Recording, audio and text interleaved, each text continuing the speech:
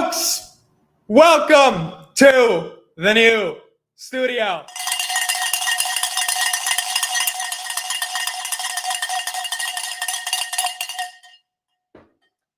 We're here. We're live. We are officially in the new studio, as you can see with the thumbnail. Obviously, I carried all the bricks and brought them in here. Folks, we're here. It is a new era for the market open, for the market close, new era for the channel. This is not the final form of the studio. This is kind of 2 days of work. I'm still thinking some stuff I like, some stuff I don't like, but yeah, we're here. We are live in a brand new part of my life, which is, as everyone follows along, I think our whole lives, as we have officially moved out of the parents' basement. And now we're here. Yes, the picture frame is crooked. You can see a little bit of a glare from that. I got to fix. This currently right now isn't hooked up to a USB, so it's not lighting up. There's a bunch of stuff right there that I'll talk about. But this is kind of like the concoction of ideas I have so far. We're going to fix up a lot of stuff going into the future. The majority of the 48 hours took, installing the bricks in the first place. So excuse the picture frame for being crooked. But, when you're installing bricks like 100 bricks, into a wall. Especially I had to get the licenses and permits from the apartment complex. So like, guys, I need some bricks. They're like, no, you can't do that. That's illegal. And I was like, but my background. And so I had to go back and forth with them. Eventually got it done. And now we got the bricks. So here we are. And it's time to do it. Thank you all for being here. We got a lot to talk about today. We're going to get into a bunch of different things. Obviously, we have the market open futures, the overnight markets that are going to be starting in a little bit as well at around 8 p.m. So we have about an hour, about 50 minutes till that starts. Futures already are basically flat. We're going to talk a lot about September. We will have a special guest joining at 8:20. He is a guest who likes milk, and he'll be live with us as well. Unfortunately, he's not here in person because his wife has COVID. So he's quarantining right now. But hopefully we'll get him in person. And eventually we'll be able to do a lot more content from the studio as well. So I wish it would be in person. He wanted to be here, but then his wife got COVID, and so he couldn't come. But yeah, here we go. We are officially live. Brand new world, brand new studio. Again, we'll be fixing up a bunch of different stuff. I don't think this is really the final form of everything yet, but as of now, this is what we got going on. So we're going to get started. Another thing we're going to do is, first of all, we're going to get drunk. This champagne brand that I found at my local grocery store, Welch's, apparently it's sparkling white grape champagne. So very, very excited to get a little tipsy here with everybody. So if anyone has any drinks, if anyone has any Welch's, I've never heard of this brand before. Family farmer owned, apparently. Let me know, and we'll get drunk together. Also, we're doing a giveaway. We are doing a giveaway. If you were on the technical stream this morning, you heard me say we're going to do a giveaway. I didn't tell anyone before, but I said it this morning. We're doing a giveaway. We're giving away $1,000, $100 for 10 people. I have some fun questions to do this giveaway with. So in a little bit, we will officially be doing a giveaway. It should be fun. Should be exciting. Kind of wanted to bring in the new apartment with some blessings and give back with a giveaway. And I hopefully think we're going to be able to do a lot more giveaways, hopefully for a lot more money as well in the future. Got some ideas. And so we'll keep that going on. So it's non-alcoholic. No, it's not. It's family farmer owned. What are you talking about? What are you talking about? I don't understand what you're talking about here, but we're going to get drunk and we're going to do what we have to do. And we'll do it in the Robinhood. We'll do it in the Robinhood glass. Do you guys remember I said if Robinhood stayed above 25, because those were my options, I would open this. This was the official whiskey, I believe this is what it is. They gave us at the first ever gold event. And I was like, if it could just hold above 25 by January 2025, that's when my options expired, I will open and celebrate by drinking this.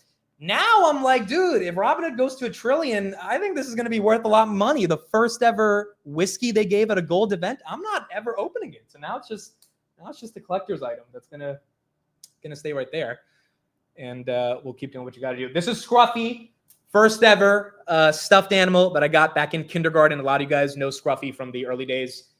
He's been part of every single stage of my life. So we got Scruffy right here as well. We got Desiree's bull. She was at the Miami meetup. I'll go through a bunch of other stuff that we got here. But yeah, it'll be fun. It'll be a fun couple of hours as we do what we got to do. Why are you guys saying it's non-alcoholic, bro? I don't I don't get what you're talking about. This was in the freaking grocery store where they sell alcohol. I never heard of Welch's before. I've heard of like the other brands, but not Welch's. So interesting name for an alcohol brand. Anyway, let's get started. Yes, the bricks are real for everyone asking. They are real. So I don't know how many more times I have to explain that it's real, but it's real. Okay, cool. So let's get started. Thank you everybody for being here. And dude, is the frame really driving you guys crazy so much? It was actually good before, but now it's just like, this is from Gene, and that's from Benny right there. He got me that. We went over that during the, okay, it's a little bit better. We went over that during the Miami gift stuffs. And we talked about it then. So we may need to spike as well. Just, okay, obviously it's not alcoholic. I get it. Dude, honestly, after I drank in Miami, I think I'm done with alcohol for the rest of my life. Like, I didn't drink at the meetup, but I drank the night before the meetup. And I just think I'm done, bro. Like, I think I'm done with alcohol forever. So, all right, cool. So let's get started. A couple things I want to start off first before we get into the giveaway. And then we'll keep going from there. Again, at 8 o'clock, we will have the overnight stream or the overnight markets open, and we'll see what we got going on there. This will be the first future stream from the new studio. As always, tomorrow morning on the market open, we'll be live, and we'll keep going from there. I'll answer any questions or any thoughts. I'll give my thoughts on the whole process of moving and all this. I've been here for the past 48 hours, and it's definitely been kind of crazy just, you know, officially living on my own and stuff. And so I'll talk about what the experience has been like. Steve will be on again at around 8:20. So we'll get his thoughts on what's going on in the market. September is one of those months where I don't know if it's going to be good or bad. I mean, historically it's bad, but what if September does what August does and it's not as bad?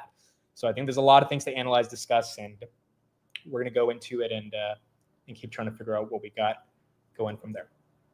So there we go. All right. So first thing I want to do, it's not Steve Carlson, although our boy Joseph Carlson blocked Steve on Friday night. And let's just say Steve is not happy about it. So when Steve joins, if you guys even mention Joseph Carlson, yeah, we're definitely gonna rage bait him if we talk about Joseph Carlson. And look, the reason Joseph banned him is because he thinks Steve is a troll, like having all these posts that are long and tagging him in it. I don't think Steve's trolling. I think Steve's just trying to have a conversation, but Joseph doesn't want to deal with like someone presenting their arguments like that. And I get it. Like, when you're on Twitter, you have tons of people coming at you. Sometimes you just don't want to deal with it. Yeah, but nonetheless, our boy Steve's a little pissed off about that. All right, so first thing I'm going to do is show you guys some of the art that I bought for this place because I think this art is going to be really cool. It's probably not going to go in the studio. Maybe some of it goes into the studio. A lot of it's going to go outside in the living room, dining room, all that stuff, and we'll do it from there. But I want to show some of the art, and then we'll do the giveaway, and then by then it'll be 45 minutes, and we'll probably have the market open. And we'll keep going from there. In terms of the echo, I'm still soundproofing the room. So I'm getting like the walls done with whatever you call that thing that you put on the walls to like make it soundproof. What do you call those things? Foam or something?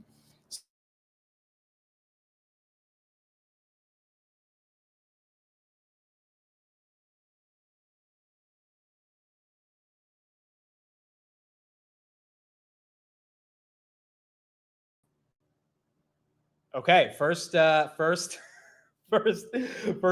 outage. That wasn't even the internet. I don't know what that was. Maybe I pressed the button or something. That was definitely not the internet. The internet here is profoundly better than the internet that I had at home. Also, partly it's because of where I live. It's just like there's better internet available versus in the suburbs. So I'm not drunk already. I think I touched something, but we should be good. We should be good. That's right. No, the Wi-Fi really is that. Like by now, on a Monday night at home, I would see like 1 bar out of the 4 bars on the Wi-Fi. Here, it like never shows that. Like I've been using it on my iPad, my phone, my laptop. So things have been okay. I hope the Wi-Fi continues to be as strong as I think it is, but that was probably me touching something random that caused that to happen. Okay, cool. So let's get started and we will keep going from there. Rick, thank you for the $10 super chat. Congrats on the new digs. Good luck on this new chapter of your life and career. Thank you for that. I deeply appreciate it. Again, I'll talk more about kind of just like philosophically what this whole process of moving out feels like, because I know everyone's been following my journey for the past 5 years. And yeah, it's definitely emotional in a lot of ways, but I'm also excited and ready to kind of just embrace the new chapter of whatever this is going to be. And Yeah, should be fun. All right, cool. So some of the art that I got for this apartment. And this stuff I got cheap, bro. I found a local store. This stuff with like this thing. How much do you think this costs? Because whatever you think it costs, it doesn't cost that. This thing was $15, bro. And it's like, this is Drake and J. Cole. Drake, my favorite rapper. My favorite song from Drake is "Look What You've Done." This is it's an ode to his mom. And if anyone has never, even if you don't like rap, I think that song is poetry. So "Look What You've Done" off Take Care, one of my favorite albums, favorite song.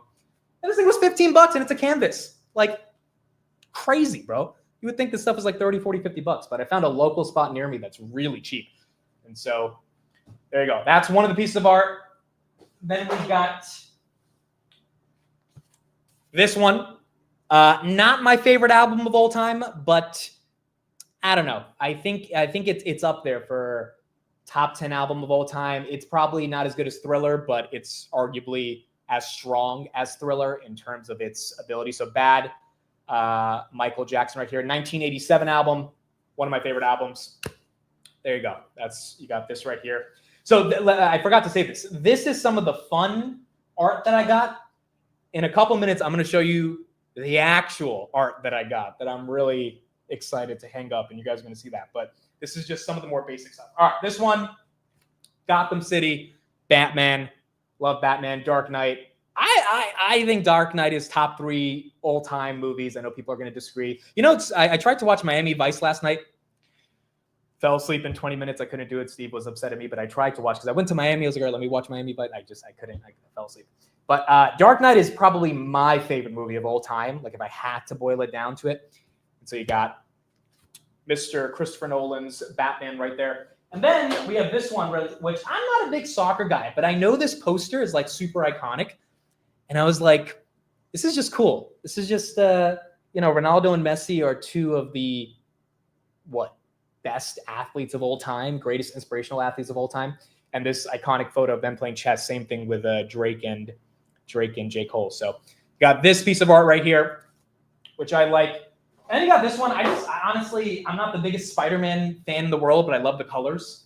So I don't know. I like Spider-Man, Batman together. I know Marvel had a crappy earnings, but still, I like this one. So I just like the colors on this one. And we got Spider-Man here as well. It's not a fake brick wall for those who are saying it's fake. Literally in the thumbnail, I'm holding the bricks, bro. I don't know what else you guys want me to do. All right, this one, we have to get Mr. Michael Jordan here. So I am in the camp that Jordan is the greatest basketball player of all time. So you got the 6 rings with Jordan. Again, just a testimony to what it means to work hard and kind of go after your dreams. And that's what we have for Mr. Michael Jordan. Yes, I know they're all the same size. There's a big wall above my sofa where I kind of want to hang everything up and like make it like a collage wall. So that's what we're going to do. All right, so now comes the fun stuff. All right. So this one we got to do. And anyone who comes over, if they don't know what this is, they will be educated on what this is. These 2 companies changed my life. So we got to have the hoodie and the Palantir logo. You know, they say don't get attached to companies. Too late. So Grab hasn't made a move yet, dude. Grab's got to make a move before Grab gets to be hung up on the wall. Grab has not changed lives yet, although there is some controversy happening with Grab, which is actually very sad. We'll talk about it tomorrow. Not the best stuff going on. I didn't tweet about it, but I responded to some tweets about it, so some of you guys might know about it. So we'll talk about it. It could actually have an impact on earnings, and we'll discuss and we'll go further from there. Okay, so the next one, this one is just like, you had to do this. I don't know how you don't do this, bro. You had to you had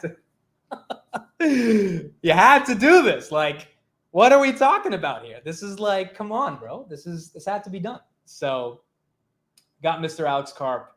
He will be in the apartment. And it is what it is. You know, if someone comes over and says, why is that guy on the wall? They'll find out. So we had to have Mr. Alex Karp. Well, that's not the only Alex Karp. Then we have the first time that I met Mr. Alex Karp. This was back in May of 2024.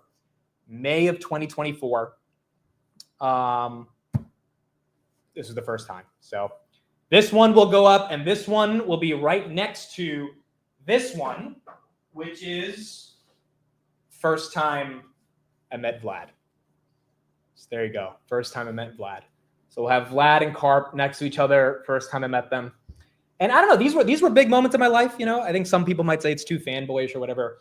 That's fine. But like, these are two CEOs that not only changed my life, covering their companies, fundamentally allowed me to build my brand, you know, and obviously their execution on those companies has changed a lot of our lives financially. So from that perspective, definitely wanted to pay homage to those two. Those might just be in the studio as well. I'm still trying to figure out where to put them.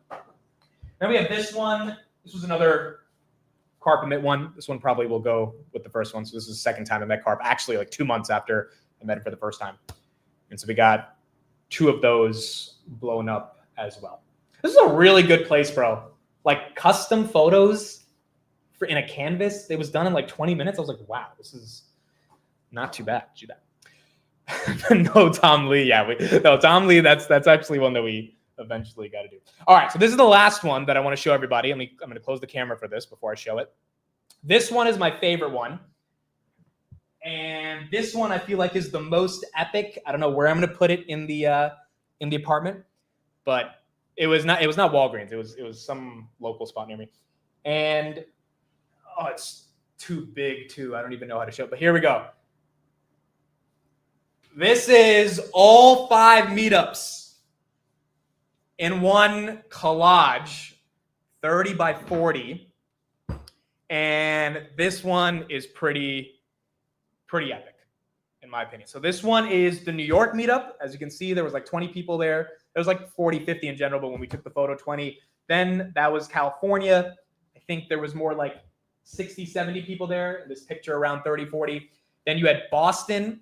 Then you had Toronto, which was about 200 people. And then you had Miami, which was around 300 people. And that is the Miami picture. So this one's cool. This one is dope because it's like, you know, it was this community coming to person in real life and everyone kind of being together. And it's kind of the evolution from New York to California to Boston, Toronto, Miami, and everything being there. Yeah, Elaine, you see yourself, right? Elaine's right there. There's Laura. And it's like, it's just super cool. Super cool. So this one, I got to figure out where to put it. Hopefully we have many, many more meetups in 2026 and I can make a lot more of these. But this is one that, I don't know. I think anyone who visits the apartment to like see the manifestation of the online community we built into person, I think it's just really cool. So that one will be somewhere around the apartment. And yeah, that's what we got. That's what we got. So that's some of the art that we'll be doing to decorate the apartment. Adam is 6'1", I think 6'2". Adam's a tall guy.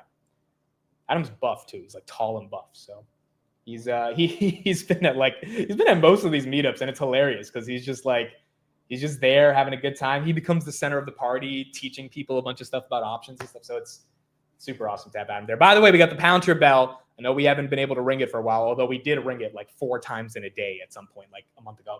But we got the Palantir bell up there. We got Carp signed hat.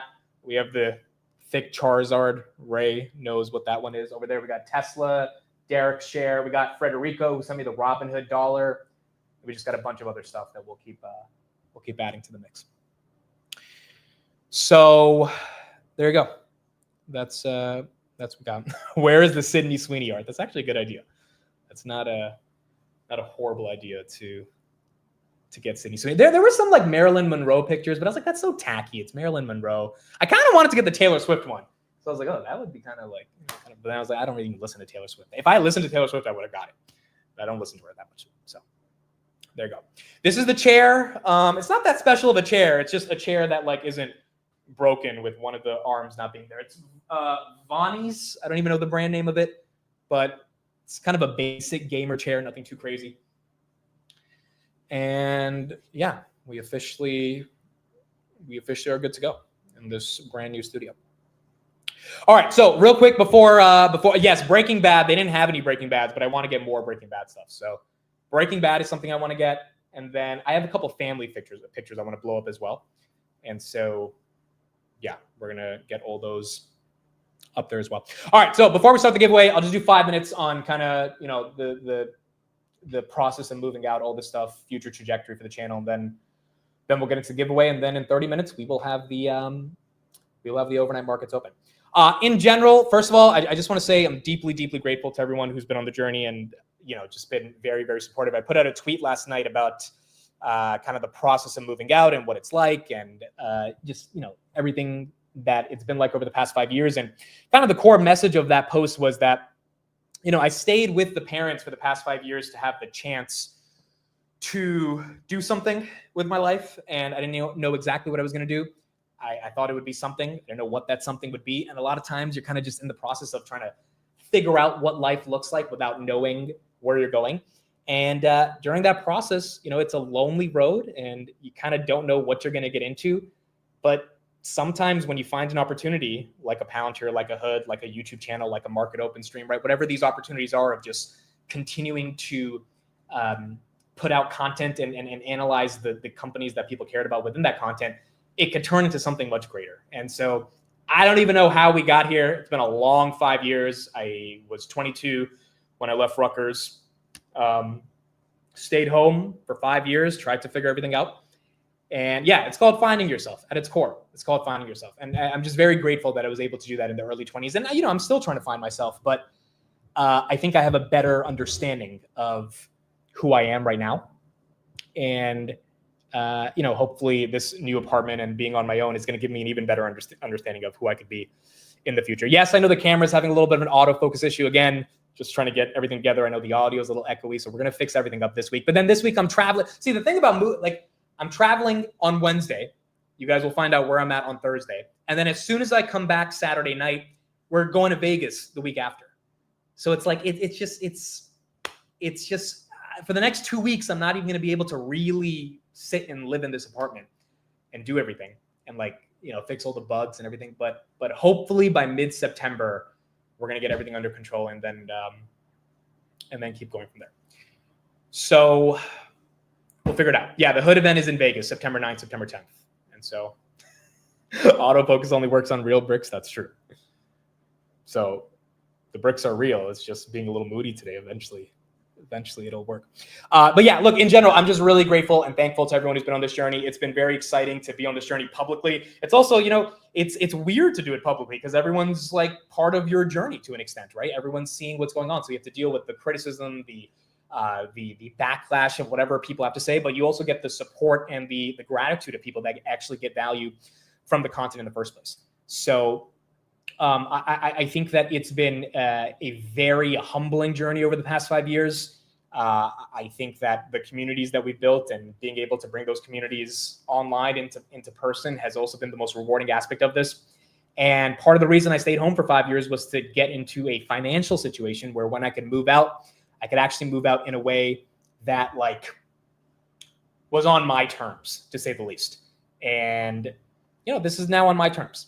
This is a gorgeous apartment. It is like a dream apartment. I did not think 5 years ago I would be able to get an apartment like this or afford this type of apartment. But now I'm here. And so it means a lot to my parents to kind of see me on this journey. It means a lot to myself to prove it to myself that I could do this. But I also think it's really just the beginning of something over the next couple of decades that could be very, very exciting from a content media perspective. There's just a lot of ideas I have of things that can be done. And I'm excited that this is the next chapter of my life. Yes, dude, I was listening. So My Way by Frank Sinatra, that is a top 10 song of all time, in my opinion, as well. The interviews are not going to be in front of this view. So the latter half of this view, the latter half of this room is going to be the podcast studio. So it's a big room. You have this part, and then you have that part, and that part will be the podcast studio. This part is just the live stream stuff, even though this part has a lot of stuff. There's lights and camera. There's just so many things right here. And I know the autofocus is going crazy, but I'll fix that. I can't light up the Currently right now because it's not plugged in because I don't have an extension cord to plug it in. So it's just got to fix a couple of those things. But I was listening to Frank Sinatra's My Way when I was driving back from work. This was, you guys remember the job. I used to travel 60 miles back and forth. I was a senior in college. I was driving back from North Bergen to Rutgers, and I was listening to a podcast, and the podcast mentioned the song My Way by Frank Sinatra. And so I stopped the podcast and I played the song, and I'm driving down 287 South in New Jersey, and I'm hearing this song and I'm like, oh my goodness. Like, this is one of the most beautiful songs of all time. And, you know, a lot of people misconstrue it and they think that he made the song before he was going to die. So it's kind of one of those songs where he's like, I've lived life, I did it my way, very, and he, you know, Sinatra's just grateful for the fact that he was able to live life on his terms. I interpreted it as, oh, he's going to die eventually. He knows that. So this is kind of his ode to life, but it's not about death. It was just in general a song about him, you know, living life his way. But I interpreted it more as a quest around dealing with mortality, right? And Frank Sinatra, one of the most famous musicians of all time, that song really did impact me because it just kicks you in the ass and says, dude, you got to do it your way. You got to find a way to do it your way, because I think the journey of life is, how can you do it your way? How can you actually get shit done in the way that you want it to get done in a world in which most stuff is not going to go your way, ever. Most stuff is never going to go your way, right? A lot of stuff has not gone my way. But for the little things that do go your way, you've got to be eternally grateful for that stuff, because it's so hard to make things happen in the way you want them to happen in. And so I think part of the journey of life is just trying to get that to happen, and that takes you on whatever adventure it takes you on. And so far for me, this has been the adventure. And yeah, that's why I love that song. MK, thank you for the $20 super chat. Congrats, you deserve the best.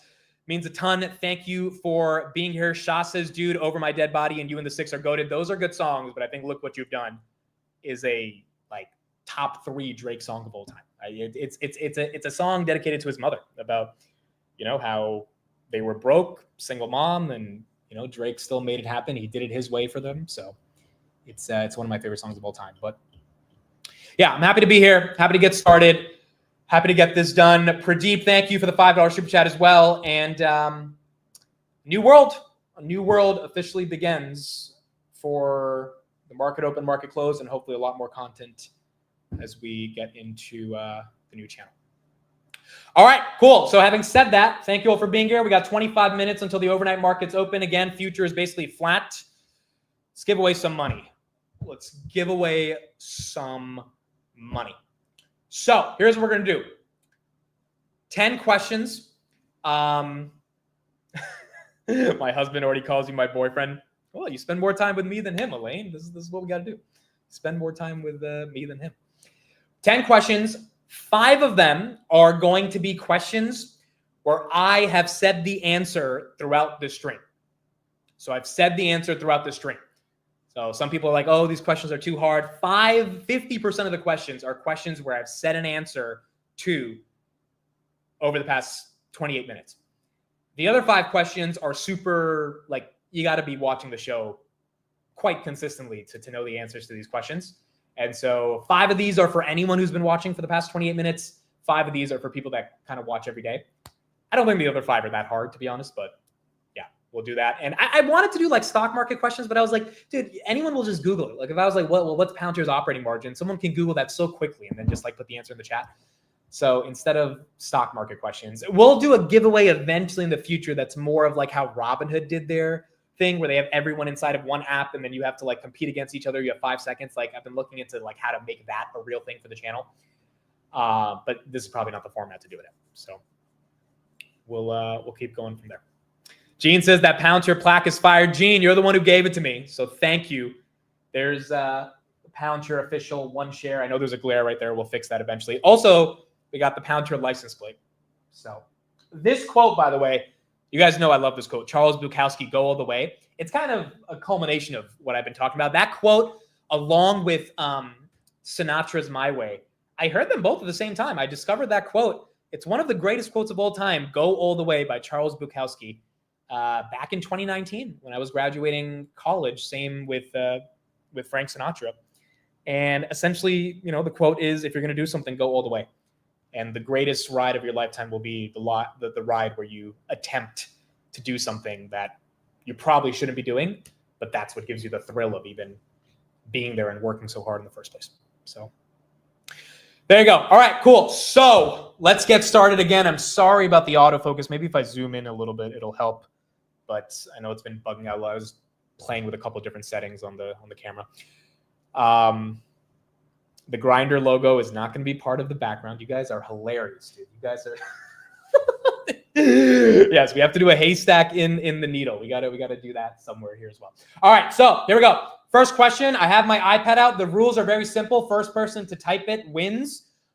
You need to email me, amit@dailypoundtier.com. That is the email, with a screenshot of your username on YouTube. That's it. So just click on your mobile app or your desktop, click on Google account. It'll just say your username. Your username is probably the same username that's here. If it's not the same username, you can just show why it's not the same username. And just send a screenshot of that, and I will either PayPal or Venmo you the $100. Either PayPal or Venmo you the $100. And yeah, it's going to be whoever types it first. I'm not using StreamYard. StreamYard has a delay. On the iPad, it's usually, I mean, within a little bit of a delay, it's there because it's YouTube. So more likely than not, I should be able to get the first person to type in the answer. And that's pretty much it. All right, cool. Ready? Here we go. First one for the $100. We're doing 10 of these. Month and year. What month did I meet Alex Karp for the first time ever? Month and year. Month and year. What month and year? Up. V and Mayhem. You got it. V and Mayhem. May 2024. You got it. V and Mayhem. I'm going to screenshot that right now. Send me an email with your PayPal, Venmo, and also a screenshot of your YouTube username, and we got you locked in. V and Mayhem. You are the winner for the first $100 super chat. So again, the first 5 I mentioned in the stream already. I mentioned that when I was talking about the cart picks. But yeah, first 5 should be something that everyone has a fair chance of getting. How do you guys know this off the dome? Dude, some people are quick with it. Some people are quick. Teal Row, thank you for the $50 super chat. Thank you, Mitt, for your dedication. I took your advice and put down some call options for grabs set to expire 12/27 at $7 a share. I like the $7 December calls. I have 90 of them as well. We'll talk more about grab tomorrow morning. I think by December 2027, grab should be above $7. Jason loves the technicals on it. Also, RBB loves the technicals on it as well. I think the Head and Shoulders looks nice. Jason wants to buy some more here. I also think the hype is kind of dying down about grab. Never that there was that much crazy hype, but I think not that many people are talking about it, which is good because we're probably in more of an accumulation phase with the institutions as well. So thank you for being here. Thank you for the super chat. And hopefully that call option works out for everybody. Okay, second one. What is the name of my first ever stuffed pet animal? What is the name of my first ever stuffed pet animal? Steven Scheel. You got it. Scruffy. There he is right there. Steven Scheel. I'm going to screenshot that. Please email me. You got it. Yeah, see, I think YouTube is really quick with the chat. Like, if someone actually came before Steven, let me know. But on my chat with the screenshot, it is Steven. And then the next person was 2 people below him. But it looks like YouTube's chat should be pretty accurate. All right, Steven Scheel. There you go. You are the second person to win a $100 gift card. Okay, number 3. This one I mentioned, but anyone should know this as well. I mean, or most people should know this if you came from the decade. What year did Michael Jackson's Bad album come out? What year did Michael Jackson's Bad? Someone just spamming hood. What year? Okay, this one. Okay, I got it. FV and Roy. FVANROIE. You are the winner. 1987 is the answer. 1987. 1987. FVANROIE. Again, email me, PayPal or Venmo, screenshot of your YouTube profile, and we will get you the $100 for the giveaway. Okay, there you go. Some of you guys are pretty fast, bro. Some of you guys are pretty fast. The answer is just not going to be Palantir or Hood to everything. You guys spamming Palantir, Hood, or CRN for everything. Okay, number four. Number four, here we go. All right, you guys ready? What is my favorite movie of all time? What is my favorite movie of all time? What is my favorite movie of all time? Aura Sports. You got it. Batman Dark Knight. Aura Sports. You got it. AURA Sports. Batman Dark Knight. For some of you guys, if you're ahead of the person I'm calling out, I'm sorry. I just can't do anything about it. Like, we only got one chat, and on YouTube, from my screenshots, it's Aura Sports. As you can see right there, I'm going to not move it right there. You see how there's 213 and then Aura Sports right underneath it? There's a big grinder by Robert. Thank you for that. Then 213. Then you have Aura Sports, Batman Dark Knight. And then you have Google underneath that. So it's not perfect, but it's the best we could do for this. So Aura Sports, you got it. Make sure you email me as well. And you'll be there for the fourth $100 giveaway. I'm not going to say the name of the film that you guys spam every time I ask this question, but it's hilarious every time you do it. All right, last one. This is the last one for the 5 names that I've said, or the five answers that I've said over the past 30 minutes, and then we'll get into a little bit more that are harder. All right. It's not Dawson's Creek, even though I wanted to watch it again the other day, and Amazon Prime, they got rid of it, so now I can't like buy this show or something. Like, I'm not gonna buy the show, but all right. What is my favorite Drake song of all time? What is my favorite Drake song of all time? I need the full name of this song. It's on Hulu? Okay. Well, I'm getting Hulu. Probably Esoteric. You got it. Probably Esoteric. You got it. I love that username. Probably Esoteric. Esoteric is a fun word. It's always been a word I like to use. There you go. Probably Esoteric. You got it. Look what you've done, Drake. I said that like 10 times throughout the stream, so I think a decent amount of you probably heard that one. But there you go. Probably Esoteric. Let me screenshot that. Make sure you email me, and we'll get that one ready to go. Rachel says, I don't want the money. I just want the win. Yeah, it becomes competitive, right? Like, whenever I've done YouTube giveaways, I'm like so competitive with it. Obviously, it's not the easiest when there's so many people, but I'm 50 years old. Who's Drake? Just kidding. Dude, when I asked Tanner who's Drake, Tanner's from Toronto, and I expected him to name me a better song than One Dance. Tanner, are you in the chat? Because when I asked you what's your favorite song, and you were like, One Dance, I was like, really, bro? How are you from Toronto? Like, you're going to name the most basic Drake song ever? Okay, cool. Next 5 questions. Again, we got 5 more chances to give people the $100 giveaways. 15 minutes left. Perfect. So we should be right on time for the overnight markets. All right, here we go. Question number 6. You ready? What is Steve's favorite flavor of yogurt? What is Steve's? It's one word. Favorite flavor of yogurt. Why are you guys saying milk? Milk is not a flavor. Oh, wow. No one has it. Oh, Byler. You got it.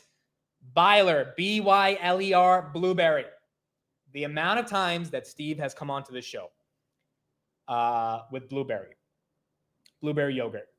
It's like, if you watch the show often, you probably remember that. So Byler, B-Y-L-E-R. Blueberry is correct. Milk is not a flavor, bro. Why are we... I think you guys heard what is Steve's favorite, and you thought I would say food, and you just start spamming milk. Blueberry is the answer. Blueberry is the answer. Okay, cool. Who picks blueberry over strawberry? Yeah, I'm more of a strawberry guy, but he likes blueberry.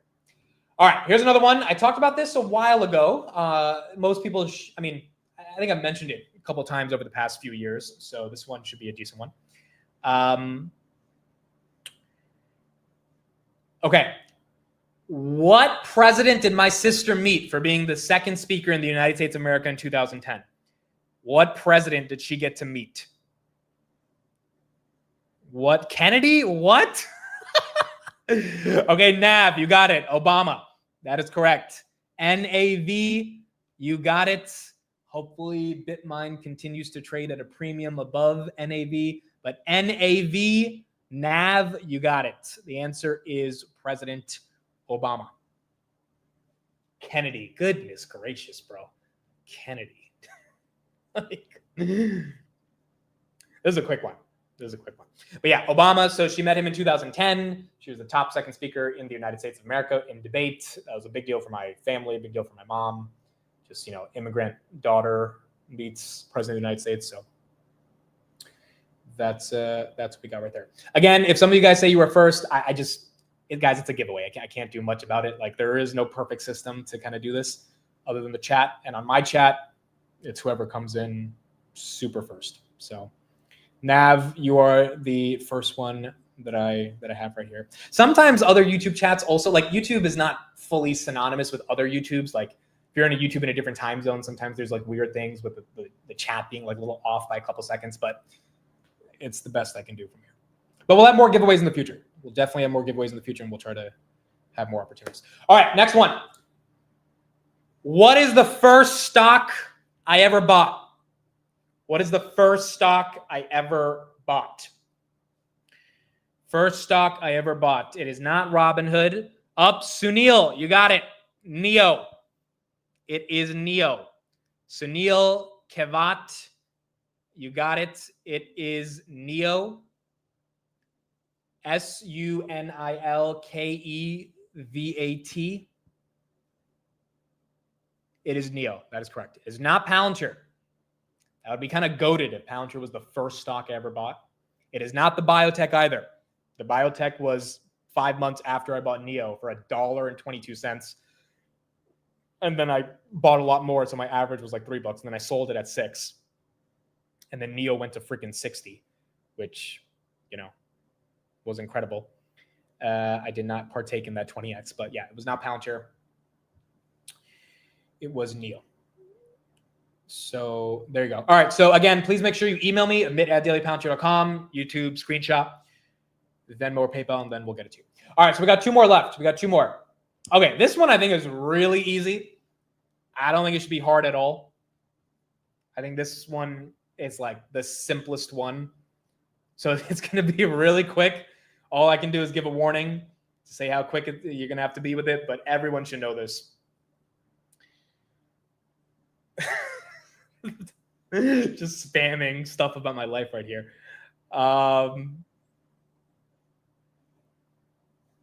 Okay, some of you guys actually already got it. So I'm going to have to be a hawk to see which one comes first. I'm going to say it real quick, and that's it. Here we go. Dude, too many of you are spamming it, so I'm not going to do it now. Too many, because it's going to be impossible to figure out who got it. It's going to be all right. So we're not doing it because it's going to be how do I like my steak? But like, there's like 25 of you that are spamming medium well. It's like you guys knew what my question was going to be. There's no way I could pick a winner for this. There's no way I could pick a winner. Yes, it was going to be what was my favorite steak, or what's the way I like to eat my steak. Medium well. Okay, so let's pick a different one. Since everyone wants it. Because then if I said, oh, this person wins it, there'll be like 50 of you like, well, I said medium well first. That's because you're spamming medium well. So of course, that's how you're doing it. Okay, let's do another one. You like it burnt? I mean, I do like it a little bit more on the crispy side versus eating raw cows, like a lot of you guys. Okay, let's do this one. This one's actually no, this one's actually not too bad. I said this during the stream. So let's do this one. I said this during the stream. This is a good one. All right, here we go. 3, 2, 1. What was the long end of the strike on my hood options that I needed for me to make a decent chunk of money in January? What was the price of the strike?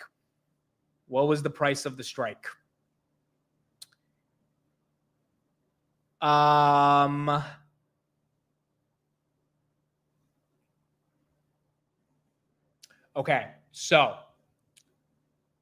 2 people got it. I'm going to have 2 winners for this because it's a little bit of a confusing question. So I understand why someone. So the answer is 25, but technically it's 15 because it was a $15, $20 debit spread. But I did say 25.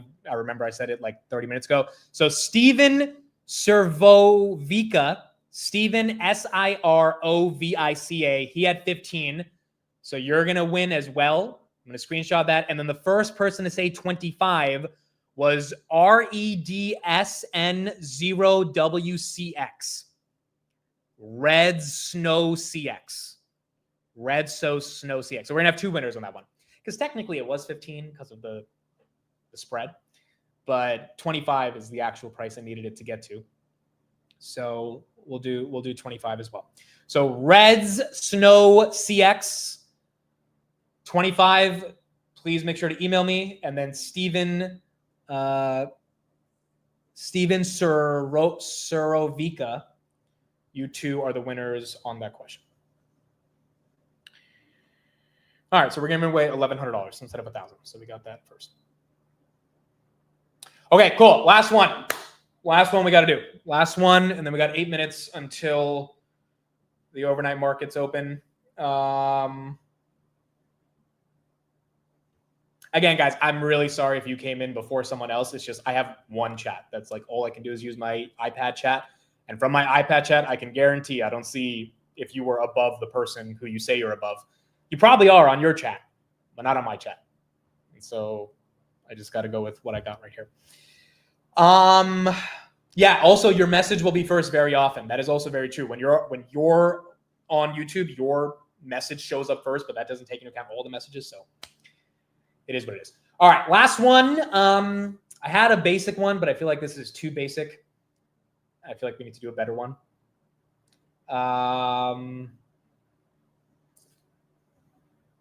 Let's see. It's a good one.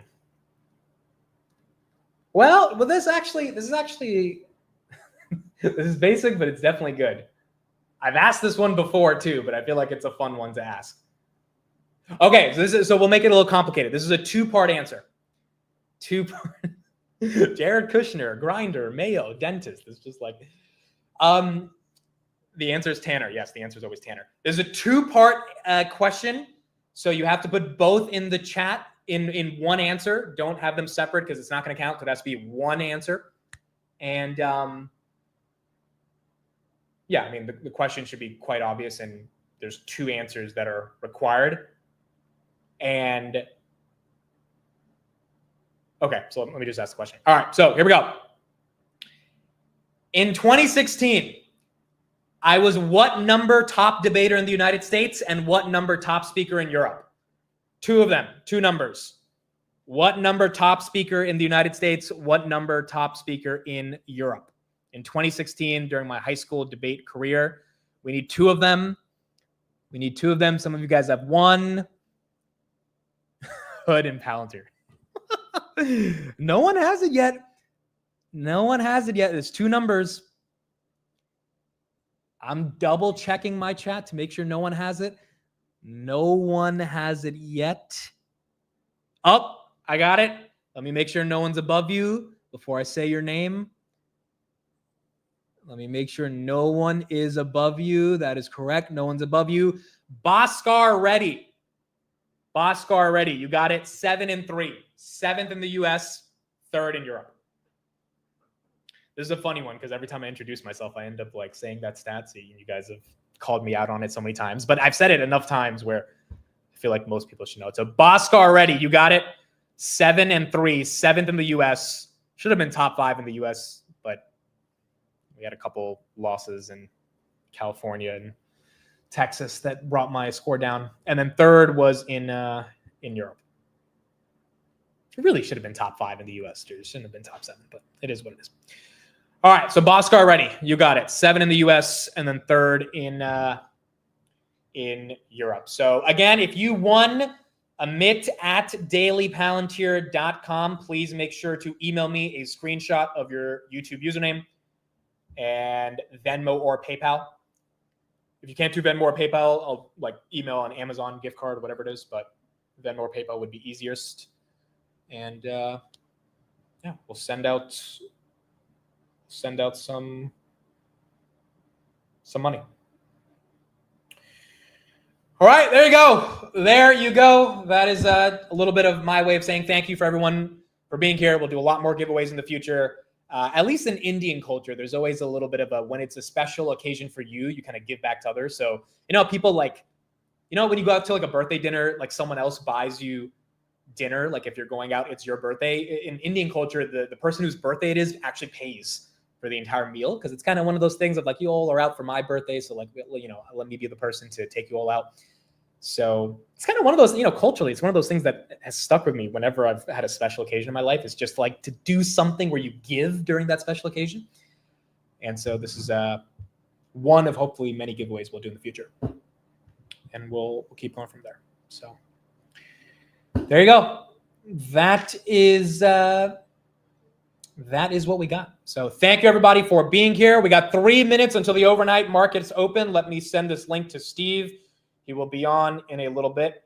And then, guys, tomorrow market open officially begins with the new studio. I will try to get a lot of the audio and camera issues worked out, but we will officially get into it.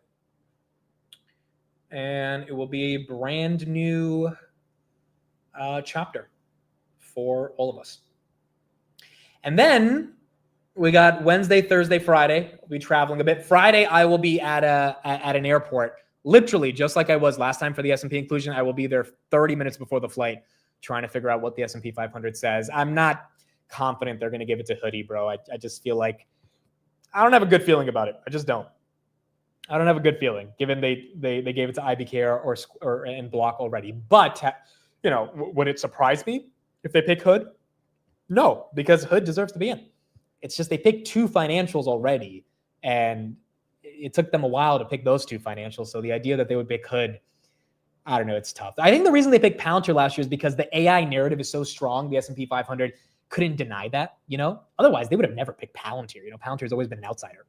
But I think they picked Palantir because they cannot deny how big AI is becoming, and they have to let Palantir in. With Hood, there's not an AI narrative towards it. There's just a growth innovative narrative towards it. I don't know if it's enough for the S&P to be like, yep, Hood's got to get it. Although that's, if Hood continues to even moderately grow, they're going to be a $120 billion company. Not in the S&P 500. It's just going to be stupid, right? So I think 2026 we'll get it, even if we don't get it in 2025. But we're going to see how this plays out. We got 1 minute. Let's see what happens. You got Ethereum right here at 4,300. Bitcoin at 109. I have some thoughts about the seasonality of September, so we'll talk about that when Steve joins. We'll get his thoughts on what's going on in the broader markets or what he's expecting for September. In general, everyone that I talk to, or at least everyone on Twitter, is bearish, including myself, on September. Maybe this is where you get a middle finger to the bearishness, just like August decided to give a middle finger to anyone who was bearish, historically in a month that's supposed to be bearish. And we got the bulls. So hopefully we see what happens out going into September. All right, here we go. First overnight markets that are open inside of the new apartment. Let's see what we've got going on. Hoodie is down 0.5%, 103.55. Hoodie is down. Where is SoFi? SoFi is green by 0.04%. SoFi down from 26.50 down to 25.55. S&P is literally flat, same as the futures. Salesforce is flat. Duolingo, a lot of controversy. I know Tanner did an entire show on Friday dedicated to Duolingo. So Tanner is not buying it yet, but he is getting a little bit more excited about Duolingo. That one basically at 300. Bitcoin at 109. Costco's down a little bit. NVIDIA continues to slump, 173.70. That is down 0.08%. Also, Palantir is also slightly down. Palantir right here, 156.50. That's down about 11 cents. Baba, which had a massive day in Hong Kong. These guys were up 20%. They're up another 4% right here.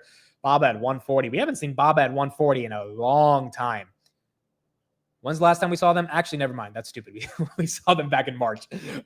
I guess I didn't pay attention to them in March. But then again, they collapsed down to 90 in April because of the tariffs.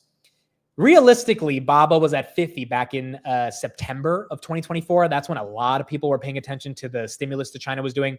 Last time before March where we got 140 was October 2021. That's when I was realistically thinking they got to 140. So I guess they hit it earlier in the year, then they tanked. Now they're back at 140, 139.62 for BABA. That's up 3.4%. VIX slightly up a little bit. Roblox, that's up a little bit. Uber, that is up a little bit. Iran, they had a great earnings. I mean, they crushed it. 27.28. The stock has more than doubled since the lows of April. That is up 3% on the day. Marvell, does that trade overnight? I'm not sure it does. It does. This one, Jose and Jason liked it. Unfortunately, their S-curve on AI has not played out. Broadcom is playing out. NVIDIA is playing out. AMD is playing out. We're not really seeing it on Marvell, but that one is up a little bit. It was down about 17%. BMNR, does that trade overnight? BMNR, it trades a little bit overnight, 43.40. Let me see if that's the exact price. Ethereum is slightly down. 43.50. Yeah, okay. That's kind of where it was at on Friday. So you're not seeing too much deviation. Bitmine's NAV is 40. If Tom Lee announces they bought a lot more Ethereum, which I think they will, like tomorrow, either tomorrow or Tuesday. Well, tomorrow is Tuesday. Tesla, by the way, up a little bit. Then I think that NAV should get closer to 42, 41.50, 42. So if we see it below NAV, maybe they start buying back some shares. If not, maybe that NAV ends up becoming a floor to the stock. Grab right there at 503. Hoodie goes green, 104.45. A little bit of green on Hood. Intel with the new U.S. ownership stake, that's 24.39. That's slightly green. Duolingo again, slightly green. Archer, that's flat. Eli Lilly, that's down about 0.42%. Coinbase, that's up a little bit. NAV is 39.84 as per the last disclosure. So I think it's more than 39.84 based on the Ethereum they bought. But per the last disclosure, I think 2 weeks ago that came out, 39.84 is the NAV on Bitmine. Bitcoin right here, 109. TLT, this one's been flat. Apple, 231. That one's flat. You got a lot of flat action. Palantir's flat. Hoodie's up 18 cents. I mean, it's green, but nothing crazy. AMD at 162. S&P, that is down 50 cents. That's flat. Google, 212.74. Got to an all-time high on Friday at 213. That one also is flat. And then Reddit, 224. That is flat. Let me check gold and silver. We did some TA on both of these with Jason in the morning. Gold's up about 1%. Silver's up 2.24. Now, silver has not gotten to these levels since 2011. It has been a long time, as you can see right here. Last time silver, SLV, BlackRock's fund, was at even 36, November 2011. So it's been a minute where equities have obviously outperformed silver. And part of the reason that silver is pumping a little bit, one could argue, is because of the fear of September, the fear of rate cuts. I mean, like, look, we're cutting rates going into 3% inflation because right now we're basically at 3% inflation, which I don't think is the biggest deal in the world. The 2% number has always been arbitrary. It's not like it has to be 2%. But if the market assumes that cutting rates into 3% inflation is stagflationary, I mean, gold and silver are probably going to catch a bid, right? It's hard to imagine gold and silver don't catch a bid. So, yeah, gold at all-time highs does not surprise me. The question is, do we have enough earnings? Gold up another 1% overnight at 320. Do we have enough earnings in September with Q3? Do we have enough momentum with the broader market holding up, aka the labor market, which we get non-farm payrolls on Friday? That's going to be a big number because the last time we got it, we lost 250,000 jobs. So this time, technically, if we lose jobs, it's good for rate cuts. But if we lose too many jobs, it's bad for the economy. So we got to really see how that plays out. But is there enough macro stability along with economic corporate earnings to withstand a bloody September? And by the way, bloody historically over the past 15 years on the S&P is down 1.2%, which is, it's not that crazy. We talk about bloody. We were up 4% in August. We give back 1%, even if we give back 2%. Like maybe Hood goes to 90, maybe Palantir gets to 140 again. Like I don't think that's the worst thing in the world. The fear of that happening, though, obviously could create a lot of pain. And so, you could just get a lot of people that panic sell and just want to get the hell out of the markets. So we got to see. We got to see how this ends up playing out. Yes, we also will have a new BLS commissioner. I mean, that's another thing that we're going to see. So, as a result of that, you have a whole different framework for how you even report jobs and things of that nature. but eventually over the next 30 days, we'll get a better understanding of what happens. Alex Rodriguez, thank you again for the $50 super chat. Congrats. Happy for you. Keep up the great work and dedication. Alex, appreciate it, man. Thank you for being here so much. Thank you all for the super chats and well wishes. It really, really means the world. And hopefully we'll have a lot more exciting content in the future with this new studio. CoreWeave, this one is down about 0.62. Nebius is up 0.29. Nothing too crazy. The Qs are down a little bit. Tesla 334. Oh, Tesla did come out with their master plan part 4. Look, it's cool, but I'm going to be honest. It was really bland. If you read master plan part 1 and part 2, there's a very specific focus, almost as if Elon Musk himself hand wrote what the master plan will be. Master plan part 4, I mean, I'm sorry, but one of the comments that I saw is like someone said Kamala Harris wrote it. It's a whole lot of nothing, bro. It's a whole lot of just like, we will not be burdened by the unburdened of being burdened. I mean, like, it's just like, look at the principles. Growth is infinite. Technology solves problems. Autonomy must benefit everyone. I mean, that's just not a master plan. That's just like, okay, yeah, we like, of course, autonomy must benefit everybody. Like, these are like values that you kind of chop up on ChatGPT to describe the nature of building an AI company. This has nothing to do, or at least not when I read it, it was nothing specific to do with the master plan. So I'm not even trying to hate, bro. I'm happy they released the master plan, but if we're being really objective here, there was nothing in this master plan that was like specific. So you would think that would get the street excited, but the street's probably reading it and they're like, okay, so you're telling us that you have to grow and you have to protect humanity with AI. Okay. You know, so I think Optimus, Energy, and Robotaxi is the story, but it's not like master plan part 4 gets me any more excited about that story because there's just no specifics that they have there. So yeah, hopefully in the future, we'll see what Tesla says on that. S&P flat, Snowflake, that's up a little bit.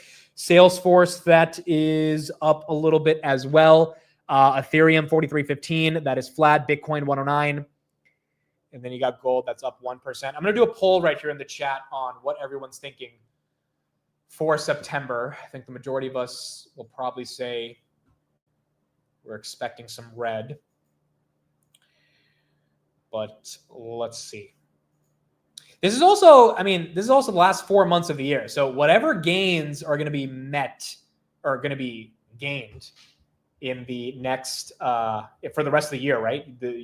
Whatever year-to-date percentages our portfolios CAGR at, we got 4 months left to either protect gains, have them dissipate, or have them really light up and become special as we end out 2025. And that means every month counts, every day counts. And although September is probably going to suck, as it historically has, October, November, December tend to be a lot better. And given earnings, Baidu, by the way, is down about 0.15%. Given earnings are starting in October, I mean, if September does suck and Meta goes back to like 685, Meta's going to crush earnings, from my understanding. And so if Meta goes to 685, that gives Meta a lot of room to pump back up to 740. Which means I think it will be a dip people can buy. I think you don't have to go crazy if Meta goes down 10% from here. It's like, okay, that's fine. Meta's still going to be up a nice 20% for the year if that were to happen. And that gives it a lot less pressure to make a move on earnings in October.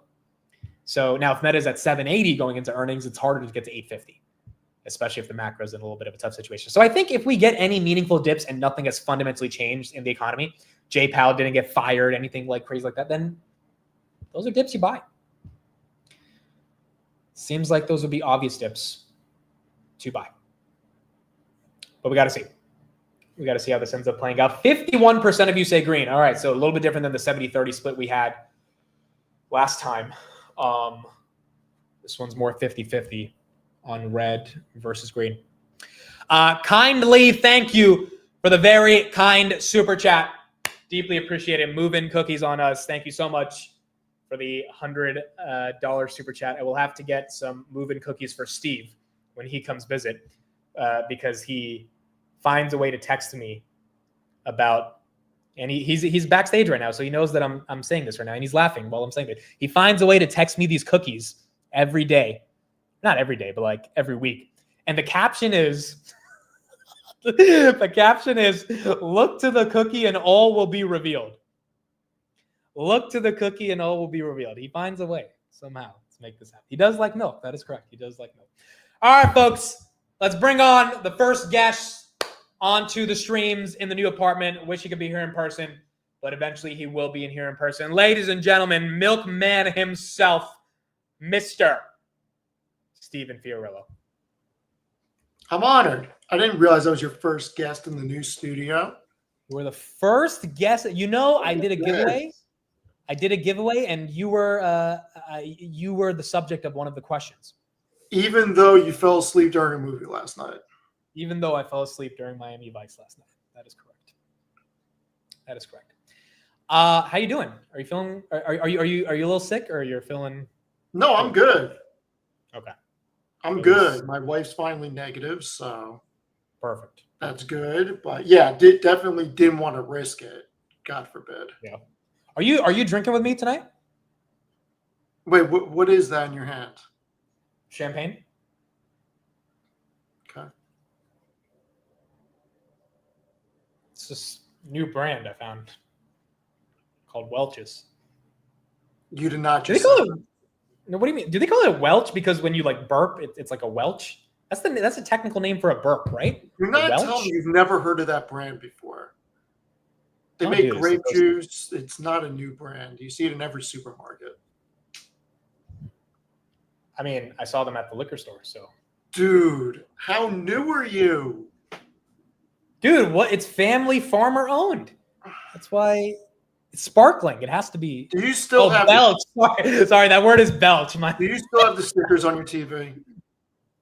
What are you talking about, bro? And do you have stickers on both TVs is the question. Or is there one with and one without?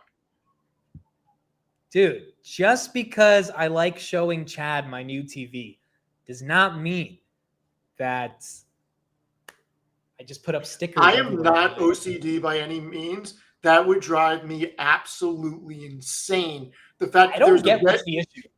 What do you mean you don't get the issue? There's a yellow sticker on the bottom left and a red sticker on the top right. Okay. And foil around the border. That's not, first of all, that's not foil. Okay. It's plastic. Okay, plastic, foil, same difference. It's obstructing the view. It's not good. They put it on the TV for protection. When it's in the box being transported. Okay, so you don't think... on the wall.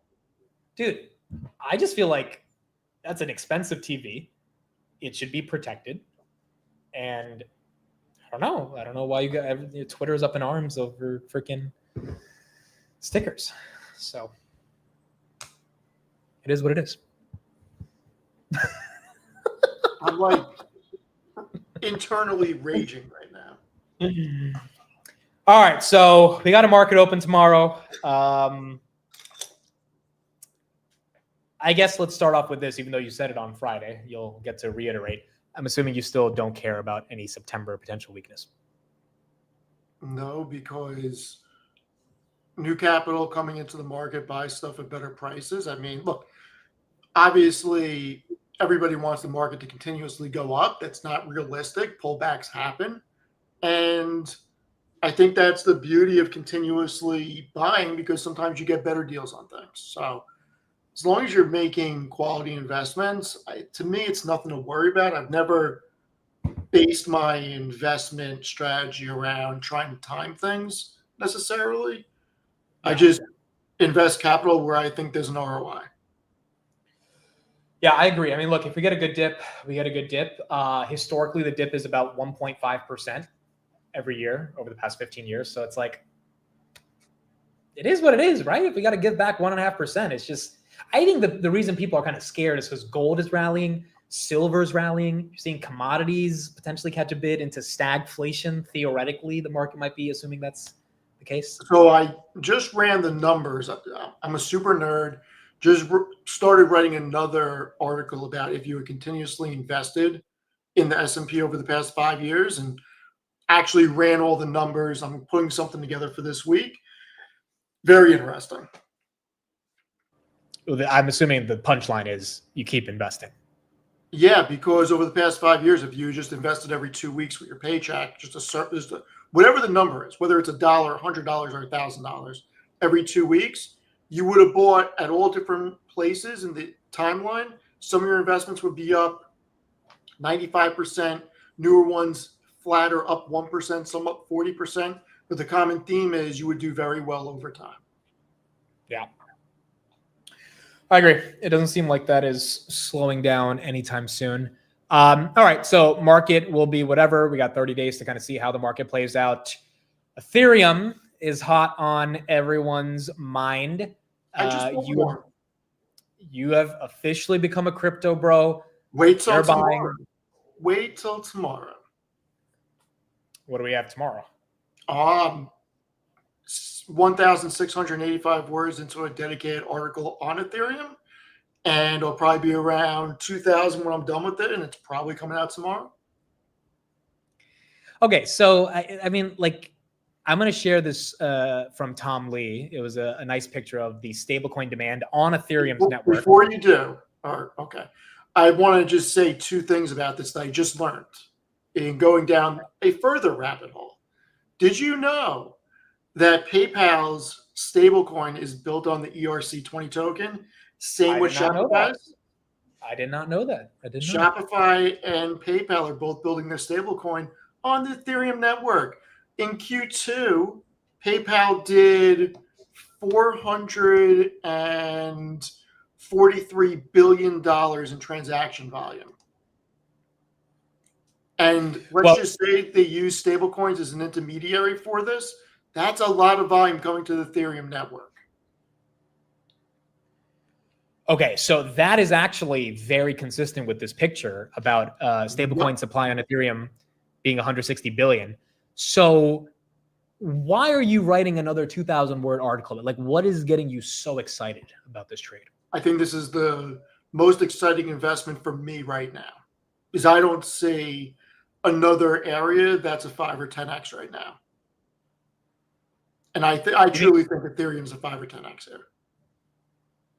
And you think the risk reward on equities, like a stock that's beat up but has good earnings, is less attractive than Ethereum at all-time highs? Look, I'm not putting a tremendous amount of money in. I don't think, and I can't speak to other people. I can just tell you that right now, I think that over the next several years, we're in the infancy of what this can become.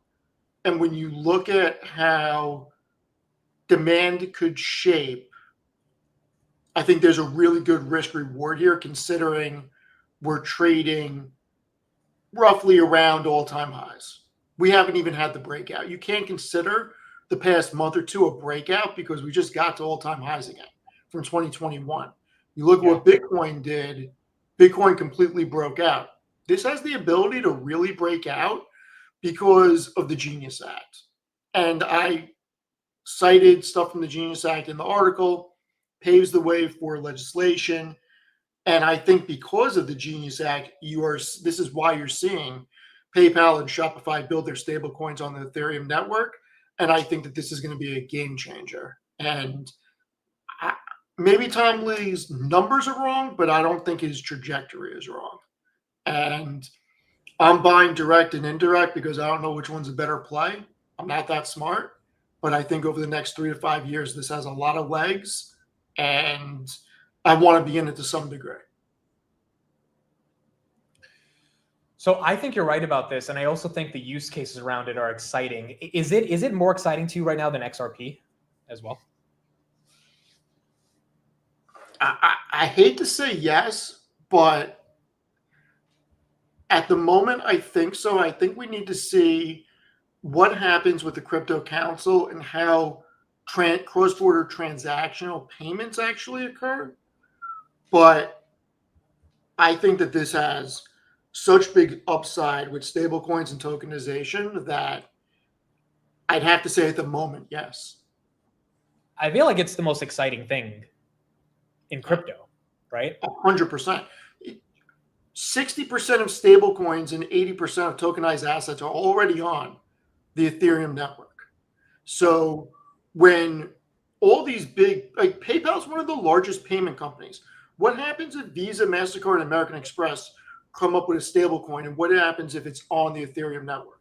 Like when I actually looked into how the issuance is and how much is burned, I mean, this could be a deflationary asset in the future based on how much transactional volume there is.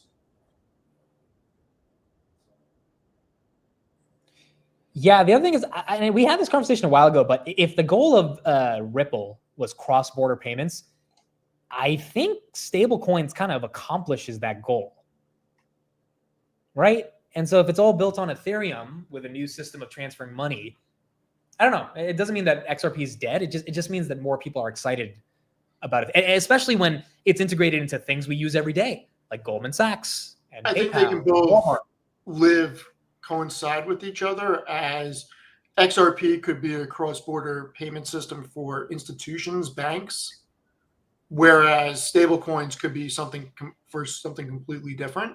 We gotta say.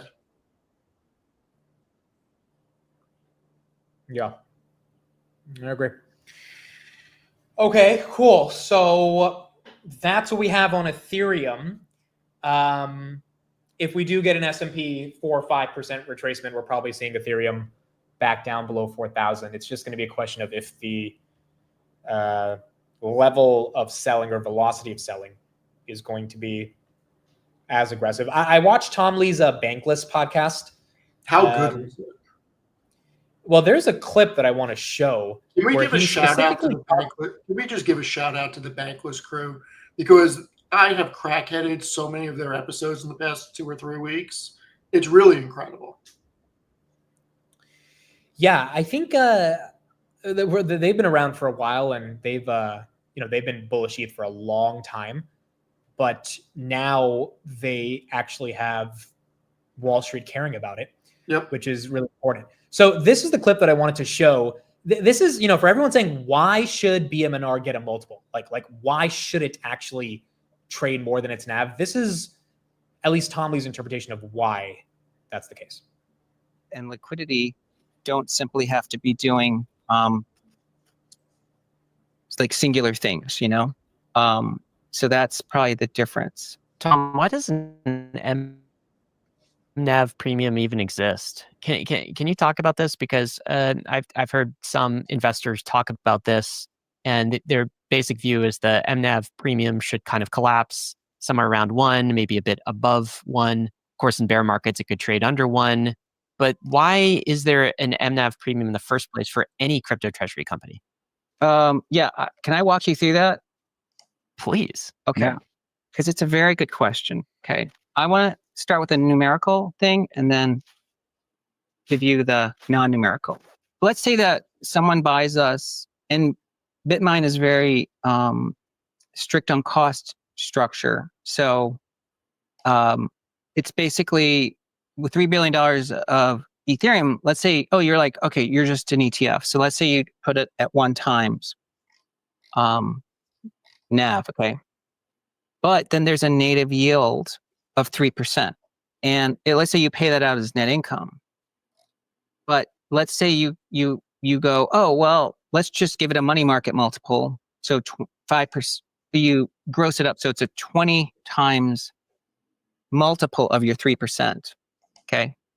That's adding 0.6 to your NAV because of what you earn on the yield. Does that make sense? So the yield itself adds 0.6 already, gets you to 1.6, which is really important because that's something accretive to the NAV.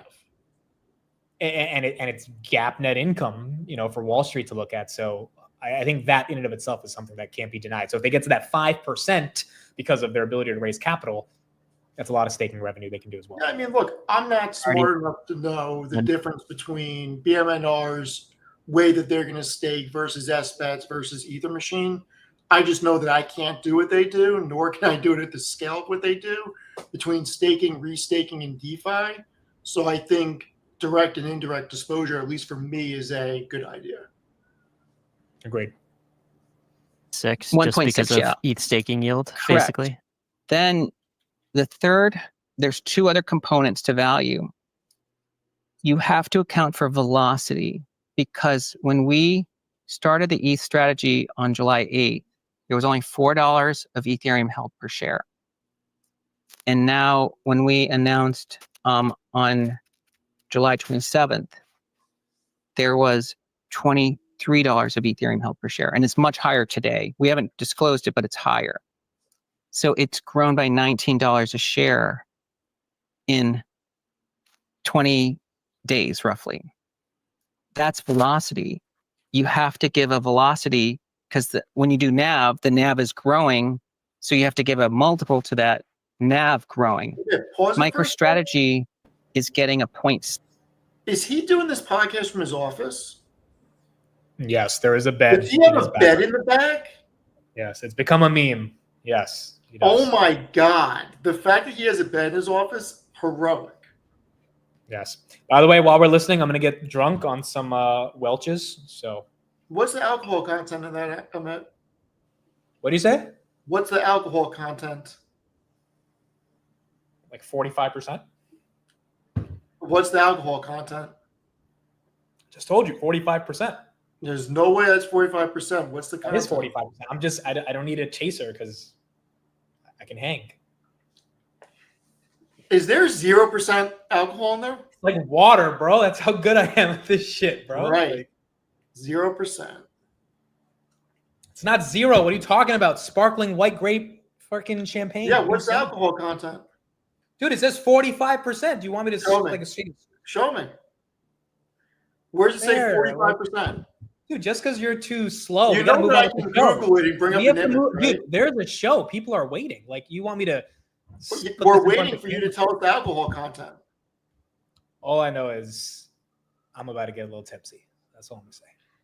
Okay. 7 for adding 16 cents of Bitcoin a day, but we're doing it 12 times faster. So if you did the theoretical math, we should be getting more than, it should be 0.6, which is MicroStrategy's premium, but 12 times faster times 12. Now, I'm not saying that'll be what's priced, but think about it. That's like 6 points of NAV. So that's just velocity. And then there's liquidity, because, you know, after MicroStrategy trades about $3 billion trading a day, we're the second most liquid crypto treasury out there, because we trade 1.6 billion a day. Like Metaplanet, for instance, and I'm a big fan of what Metaplanet's doing, but they're trading like, I don't know, $50 million a day. So we have like a quantum log function of liquidity. So that should be worth a premium too. So I think like Bitmine just should be 1 times plus the yield gives you 0.6, so 1.6. And then how much value do you give for the velocity? And we know MicroStrategy is getting 0.6 for adding 13 cents a day, and we're 12 times faster. And then what's the premium you should pay for liquidity? Because liquidity is how you can issue other instruments at lower cost. So essentially, he's like, they have liquidity, they have velocity of raising capital, which is how they can grow their ETH per share, just like a company can grow their earnings per share. So you get a multiple on that based on how fast you can grow it. And then they have a native yield on the world's biggest supply of Ethereum. So should that deserve a multiple on NAV? I think so. It doesn't have to be a 5x multiple, but to say that doesn't deserve a 1.5x multiple in this market seems a bit short-sighted. Yeah, I don't know which one's going to do better, so I'm going at it both ways. Yeah. Now, granted, it's risky though, because if Ethereum tanks, this whole thing falls apart. So look, institutions could decide to use a different blockchain. You could get new regulation that comes out that bans everything. Like, this is highly speculative. Now, Yes. just because I think it's got a lot of legs, this could all go to zero in like a week. Now, the probability of that is a different conversation, but there's no guarantee this is going to work. yeah, this is not buying, Coca-Cola or Pepsi, right? You're definitely taking a more speculative bet, but it's also a question of, do you believe Ethereum has the capacity to run? And given Trump owns Ethereum, his kids own Ethereum, the Genius Act was basically written for stablecoins in Ethereum. There's a ton of institutional money going into Ethereum. I mean, all roads lead back to Ethereum at this point. And again, it's not like, oh, because people are like, oh, well, why is everyone waking up to it after 4 years? It's because, first of all, there was a whole transition on Ethereum, proof of work, proof of stake, which, So, you know, Yeah, that but took time. that's not why. It's because Well, no, you no, have what- the Gensler era, and now you have real legislation. That's why. Well, A, there's better regulation. B, you got Tom Lee actually educating a lot of Wall Street about it, which is important. And then C, Ethereum went through a lot of shit over the past couple of years just as a protocol. And now that stuff, given the demand of stablecoins and the legislation around stablecoins leading to Ethereum and tokenization, which we're barely talking about, all of that coming together is why this is the perfect time for this to happen, if it will happen.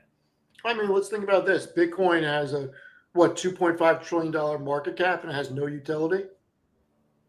People are going to get mad at me for saying no utility, but in reality, it's a store of value because people perceive it as a store of value. People are not using Bitcoin as a peer-to-peer payment solution. People are not tokenizing assets on the Bitcoin blockchain. It's just not happening.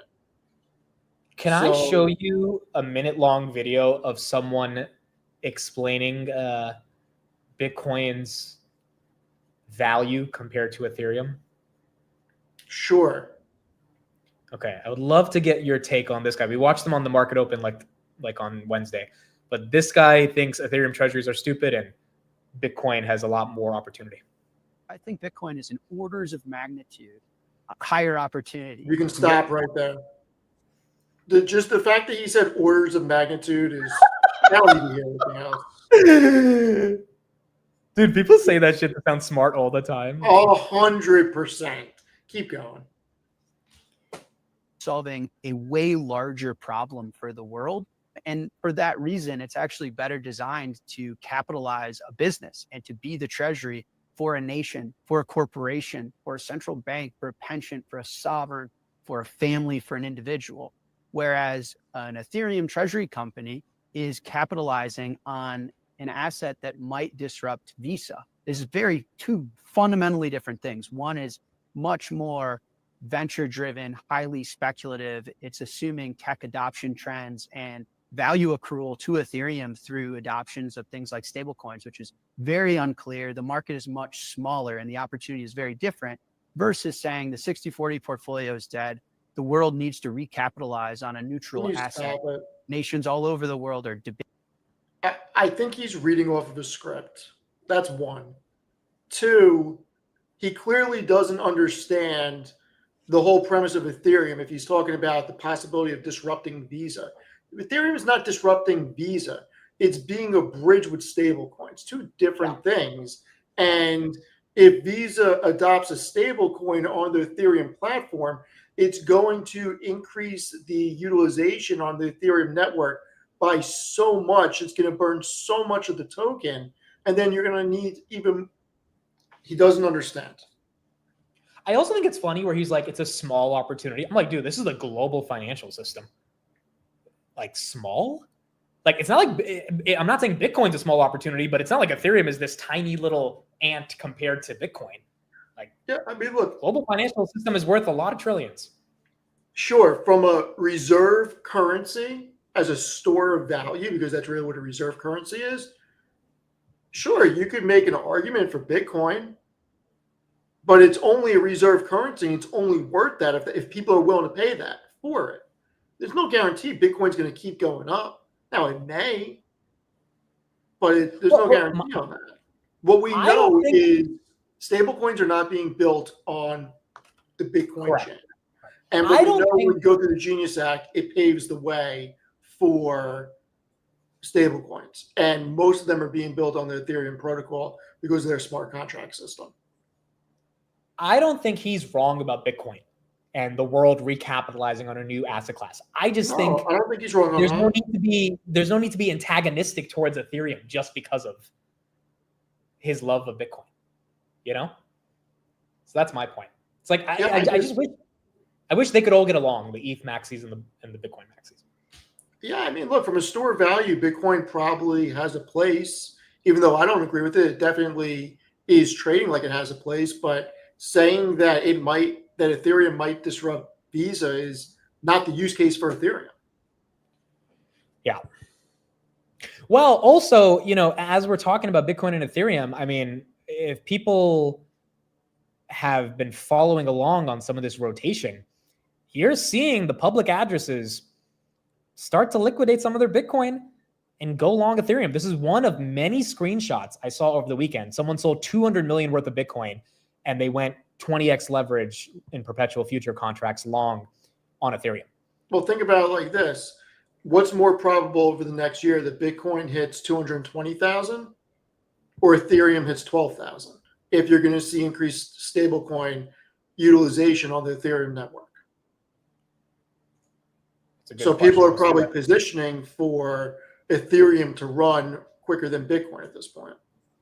Let me ask that in the chat. Sorry, guys, if I'm being a little slow. I'm a little tipsy right now. Which one is more likely? 220K BTC or 12K? 220K versus 12K, yeah. That's what, a 4X from here? No, a double. A 3X. Or you can even say 8K, just a double. Yeah, I mean, if I had to bet, I would say Ethereum has a better shot of getting up there versus Bitcoin. Also, the Ethereum story is just new. It's exciting. The Bitcoin story is like institutionalized already. The ETFs bought 4 billion of ETH in August. They sold 800 million of Bitcoin in August. I mean, you just have people that are, it's a shinier object right now that people care about. And there's utility that people can understand. Whereas Bitcoin, again, as you said, the utility is nothing other than the store of value, which still matters. But it's also already 10x from the lows, whereas Ethereum has not done that.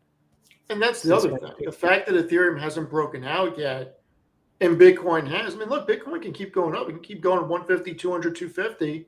The question is, which one accelerates quicker at this point? Yeah, and again, Ethereum is not new to anyone who's like paid attention to crypto or the markets, but Ethereum is very new to Wall Street. Very new to Wall Street. That they're going to have a gold-silver relationship. Explain that. What do you mean? So silver's historically traded at, I think it's something like gold is traded 40x silver or something like that historically. Some crazy stat like that. I just don't think that has to be for Ethereum and Bitcoin. I think they have two different use cases. And Ethereum only works in an investment if you get real stable coin and tokenization. Yeah. Agreed. All right, so we got to see. We got to see. But it feels like there's some juice here for Ethereum to go higher. Do you know anything about HBAR or no? Oh, wait, yeah, you know that Kevin O'Leary pumped it. Yeah, I mean, I own it. I don't really follow it. I just, after I read through it and saw the institutions that are involved with it, I bought some just to hold it. So, do we want to discuss a eventful Friday night that you had on Twitter by any chance? If you want to discuss it, we can. I don't know what there is to discuss. Well, you can't discuss anything now because you got this is the first time you got blocked on Twitter. I mean, I can easily write a very long post and tag him, and I'm sure somebody else send it to him. Okay, so first of all, you are basically a content creator at this point, okay? You're on my stream enough. You do enough seeking out. You're a content creator. How does it feel to be blocked by a content creator who is way bigger than you? Because it's happened to all of us. Because he thinks you're trolling. How did that whole dynamic feel like? Listen, I don't care that the guy blocked me. What I care about is being dishonest. How is he being dishonest? I mean, you know me pretty well, and I think Tanner knows me pretty well, and your chat knows me pretty well. I could delete Twitter tomorrow and be fine. Like, I don't care. Yeah. And I wasn't trolling him. I was having a conversation. It's not like I wrote 2 sentences. I mean, I wrote some pretty in-depth stuff on there. That's not somebody that's trolling. In addition, he's the one that asked me all those questions, and I probably wrote 1,200 to 1,400 words in response and they weren't bullshit answers. Like, they were real answers. And I sent him something that somebody had sent to me and made another post about it, and he thought that was trolling. Like, I'm So the sorry. context was Dillard's versus Nvidia. Over a 5-year period where Dillard's was at a formational bottom off the pandemic and it was cherry picking information. I went through a whole thing. It was a pretty long post about how it was cherry picking information. And if you go out a decade, the difference in appreciation is night and day. And when you write something like that and you put the charts and you put all the data, that's not trolling. That's having an intellectual conversation. So I just think it's crazy for this guy. I don't even know who he is. For him to freaking block me because I presented facts with data. These aren't opinions. Like, these are facts. Nothing of that is opinion. That's not trolling. Nor do I care about engagement farming. I don't even know what engagement farming is. He Until accused you guys you of told me using- what it was. Like, he accused you of using him to build your audience, which I thought was like you could care less about. could care less. Yeah. Like, I have more followers on a paid freaking financial site than Twitter. Yeah, on Seeking Alpha. Like, yeah. could care less. Well, I think whenever someone so I got into some beef with this fancy hedge fund guy. I think his name was Brandon or something in California, and he got mad at me when I made a post about selling covered calls, and so he commented underneath it. I commented back, and I don't even know what happened. He was like, "Well, Palantir's going to zero," and I was like, "Dude, you work at some $50 billion hedge," and he was like, "Serious? Like, there's a 99% chance it's going to zero." I'm like. And I just put some laughing emojis. I was like, "You're trolling me. Like, this is just, like, obviously you're." And then he just blocks me.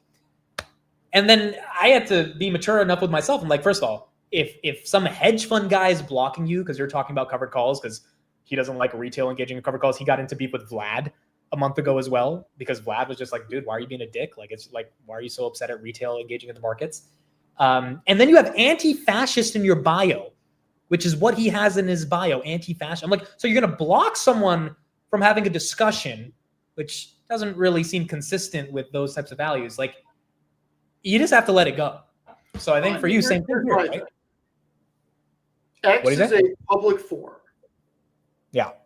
And people can interact with each other. That's the whole premise around it. I wasn't impolite. I didn't curse at him. I didn't call him names. I was trying to have an intellectual conversation. It's not like I just wrote any little thing. Like, I actually put a lot of facts in there, structured it, and the fact that he doesn't have to engage, I don't care about that. But to say that I'm misrepresenting and to say that I'm trolling him, Yeah, I thought that was and the fact that he said that I dismissed the whole thing about them benefiting from very few companies. And then I said to him, well, you clearly didn't read the post because the entire second paragraph is about how they're benefiting from a CapEx explosion from 4 companies.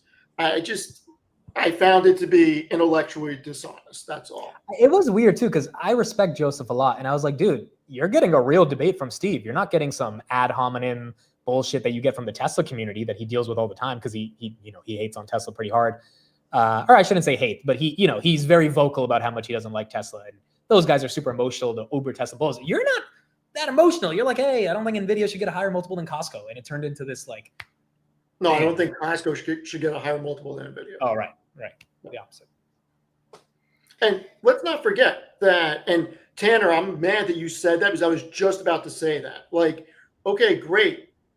Their entire slate of revenue is focused around 4 companies. But as Tanner just said, it's not just that they're the size of as countries.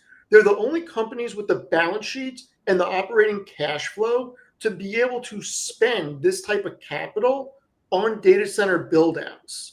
And these are the smartest people in the world, not the country, but the world. And if they're going all in on this, who are we to say that they're wrong? Look, if one of them was going all in on it, like Zucks with the metaverse, we could call it shit. Sure. But if all 7 of them, outside of Apple, are going in on this, like,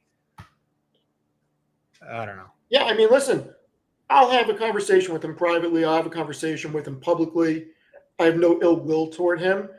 I just think that he's wrong for blocking me and saying that I was misrepresenting things. I mean, I think that's ridiculous, personally. Yeah. So, When do you buy more Nvidia? What price? For me, I'm what- like 155-ish, gets a little more. yeah, let's exciting. see. I mean, I don't know that tomorrow's the right time. I'd like to see if we get the trend to flatten out or continue downward before I add more. Because look, maybe it slides a little bit more, maybe it doesn't. But I think if you're long term, I think it's going higher. So we'll see. Yeah. I would agree. Rango says most of the CapEx is token demand from startups and other application companies like Salesforce, ServiceNow. If you think about it like that, you don't see concentration. Yeah, like AIP from Palantir is using up a bunch of tokens. They need to pay whatever hyperscaler. I think they pay AWS. That's the contract they have with but I'm sure they pay all three of them, to be honest. Like Palantir is a customer of NVIDIA when you think of it like that versus just Amazon, Google, or Microsoft. So I don't think demand is slowing down anytime soon, from what I'm saying. Yeah, I agree. Okay, so tomorrow's first day of September for the stock market. Yep. We don't know what to expect, whether it's red or green. 74% of you said 12,000 ETH before 220K Bitcoin. I mean, is there anything that you're expecting, or is there any stocks you're kind of buying like that I you're want to see excited what about? happens with Salesforce. I mean, Oh, they have earnings on Thursday. I've been buying a little bit. I think they're very undervalued. I want to see what they say on the conference call and what the numbers are. But earnings season's pretty much over. I mean, you're in the last month of Q3 right now. So I'm getting ready for the middle to end of October at this point. Earnings season will be back before you know it. Yeah, it's about a month of silence from these companies. Yep. And yeah, October, we see what happens. And so maybe a lot of these companies have been waiting for a dip buying opportunity to buy back their own stock as well. Right? And September might give them that opportunity to do that. Yeah, I mean, let's see. I mean, there's some things I'm looking at, but I want to see what happens. And the most important thing this month is the Fed. I want to see if they actually cut rates. I mean, they should. I've reread the transcript several times. I mean, I think they're going to, but who knows?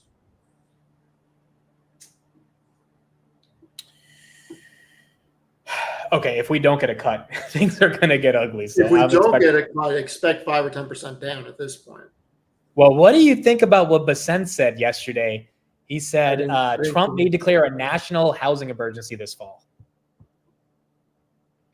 to address soaring prices and shrinking supply. All right, I'm going to be very clear, and you can clip this. Anybody can clip this, and they can send this to whoever. I can solve at least a portion of the housing crisis really quickly. Would you like to know what I would do if I was in charge? I feel like that's a little arrogant, No, to say the least. it's common sense. A 25% of the housing market you're going to solve? No, I'm saying that I can solve a portion of it very quickly. Okay, what are you going to do? Emergency legislation through an executive order that bars corporations from buying individual singular houses. No REITs, no corporations, no BlackRock, no Blackstone, no nothing. Multifamily, apartment buildings, commercial, no problem. Have at it. Is that the problem right now, though? It is a like problem. Look, 4 when years ago. you are going to bid and you end up bidding against a corporation that has unlimited resources, that drives housing prices up. And then when corporations are buying up the houses and then renting them, that is also a problem. Oh, 100% agreed. But how accurate do you think of that being a actual problem? Because I know in 2021, 2022, that was a big issue. Is like the average family, are they bidding against BlackRock right now? So let's Google or go to one of the models and just ask a simple question. How much of, because I don't know the answer, so that's a good question. How much how do we word it to get the right answer? How much of U.S. homes are owned by corporations or institutions? Do we do single family? Single family homes are owned by corporations or institutions.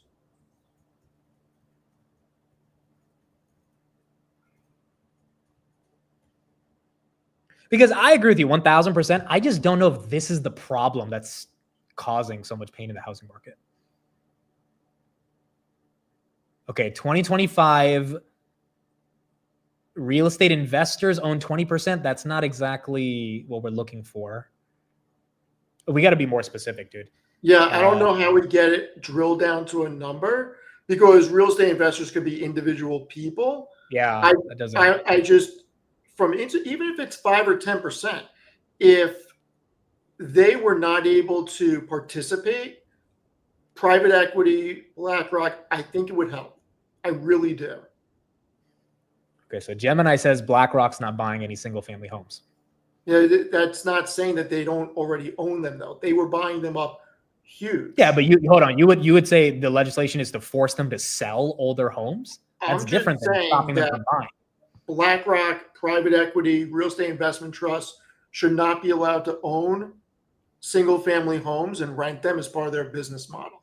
Single family homes should be owned and on the market where it's player versus player. Nobody should be going up against one of these companies in a bidding war. Gemini says BlackRock owns 0.06%. I mean, you are so right on this argument. I just really don't know if that's the problem that's stopping home ownership. Well, it's part of the problem. I'm not saying it's the whole problem, but that's a start on how to fix it. You stop entities from buying single family homes. That's a start. Look, it's a fair point. I mean, whatever homes that you can not get into BlackRock's hands or Blackstone's hands, or any private equity or any REITs would be big. You could even go as far as saying apartment buildings also shouldn't be owned by any of these funds like Grant Cardone's or anything. So you think a Grant Cardone should? No, I mean, look, his model is buying and renting, but you could put something up that they have to be a condo structure. Now, I'm getting really technical with this, but if you really want to get more supply on the market of homes, you have to make it where institutionalized of these assets is not allowed, because that will force them to be on the market. Okay, so do you think a national housing emergency executive order is the right way to potentially? We don't know what that would even mean or what would be entailed in it, so I have no idea how to answer that. Like, sure, there's a national emergency, but what's it going to have in there to help?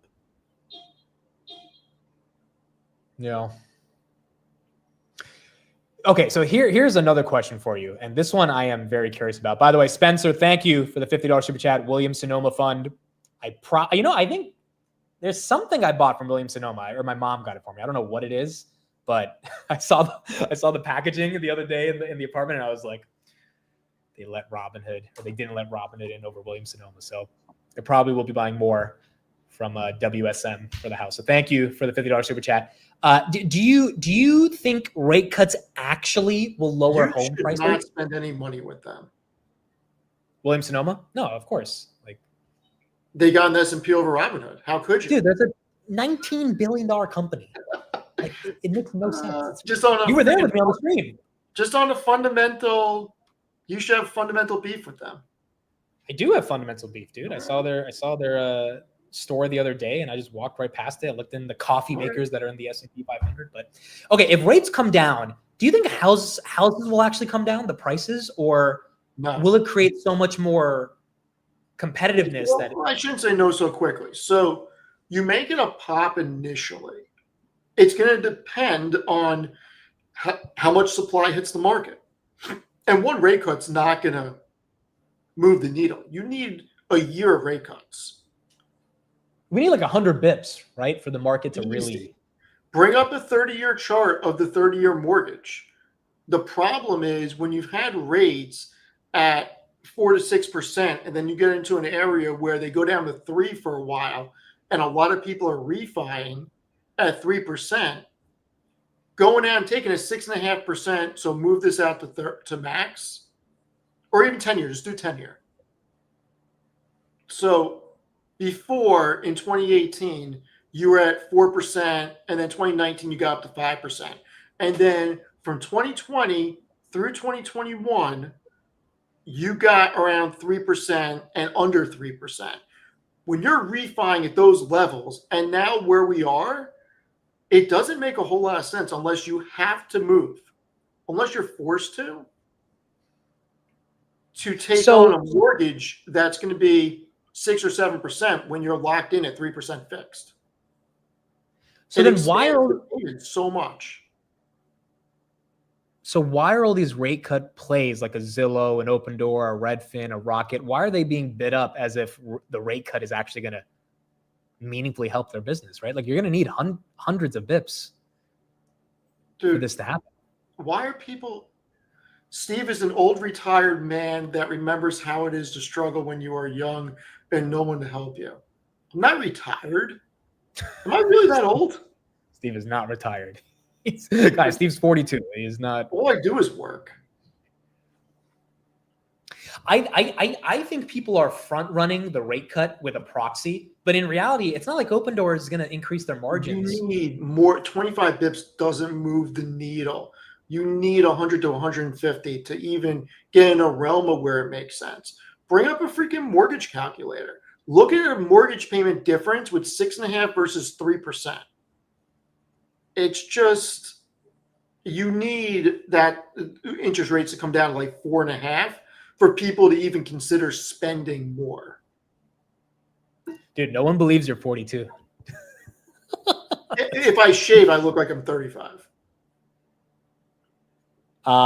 Matt, thanks for the $5 super chat. Foreclosures on FHA loans were blocked for 5 years. This rule goes away on September 30th. Nobody's talking about this. Okay, so that will bring up a mortgage calculator.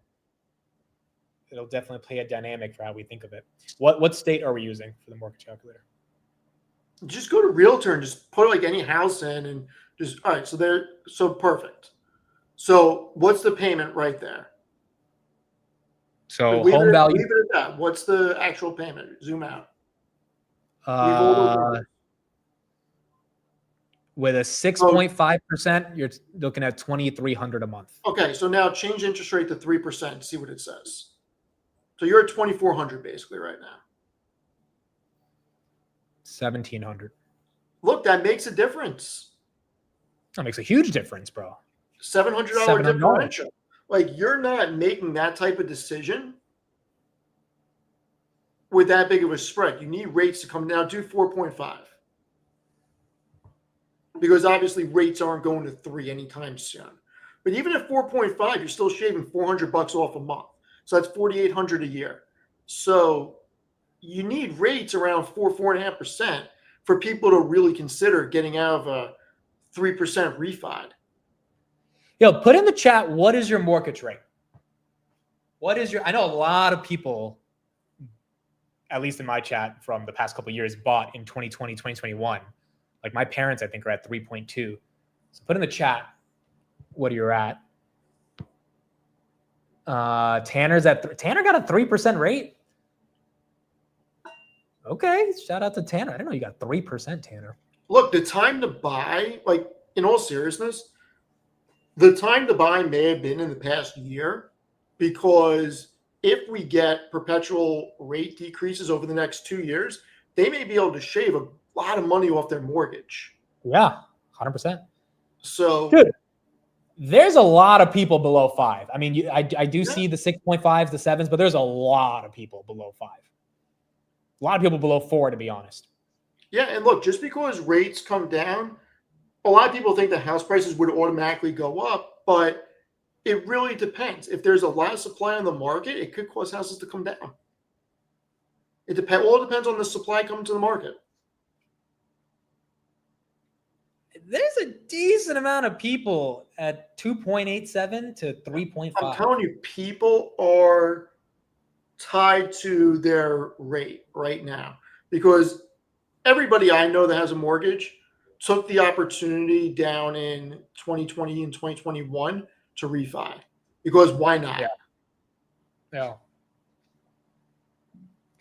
Yeah, I mean, dude, the smartest thing my mom did in December 2020, like within a month, we were thinking of moving for a while, within a month, and she's not, she's not like deep in the weeds of interest rates, but she saw those rates and she was like, this is the month we might not have a chance again like this. And we freaking moved. And then houses have, I mean, I don't think they've doubled in the past 5 years, but they've gone up 60, 70%.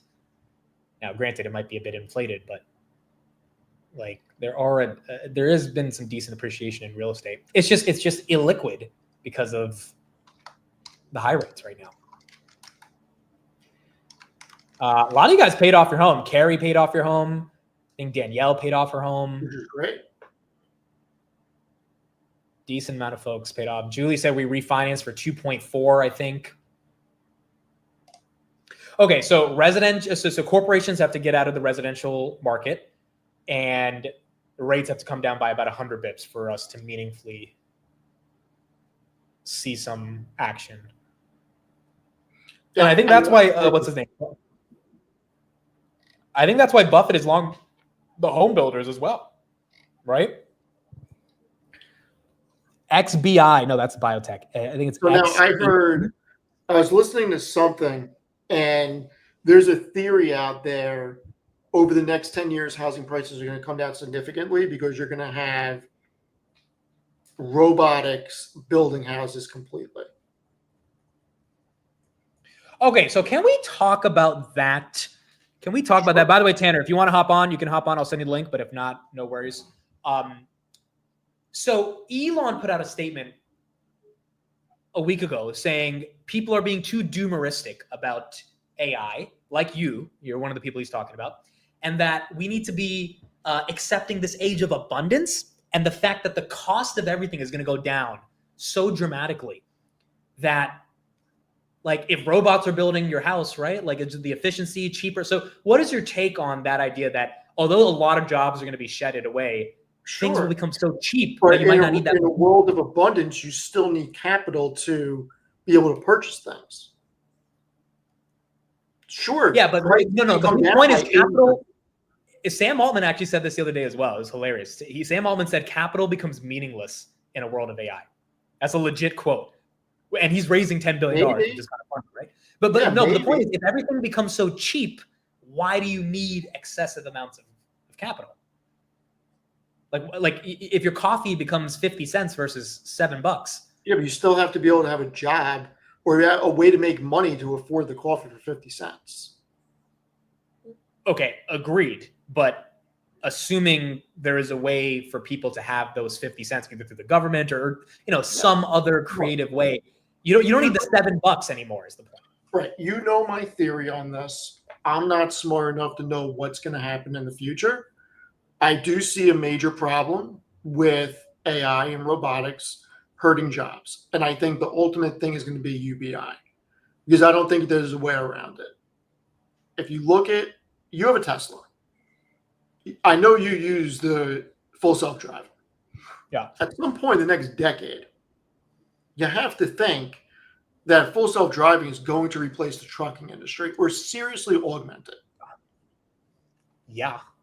I mean, 10 years is a long time. I wouldn't say replace, but I would say it augment, yes. But I'm not saying a year. 10 years is a long time. And think about the technological advances we've already seen. From this starting point, think about where we are in 10 years. It could seriously disrupt trucking. And then with robotics, if you really have mass-scale humanoids, why would you need humans to unload trucks? So there are real industries that are going to get disrupted through technology, much differently than they already have. And where are we in 10 years with computer programming coding? I just don't know where these jobs are going to get replaced from. But I'm giving you the argument that jobs die out. But if they die out, then you have to have UBI.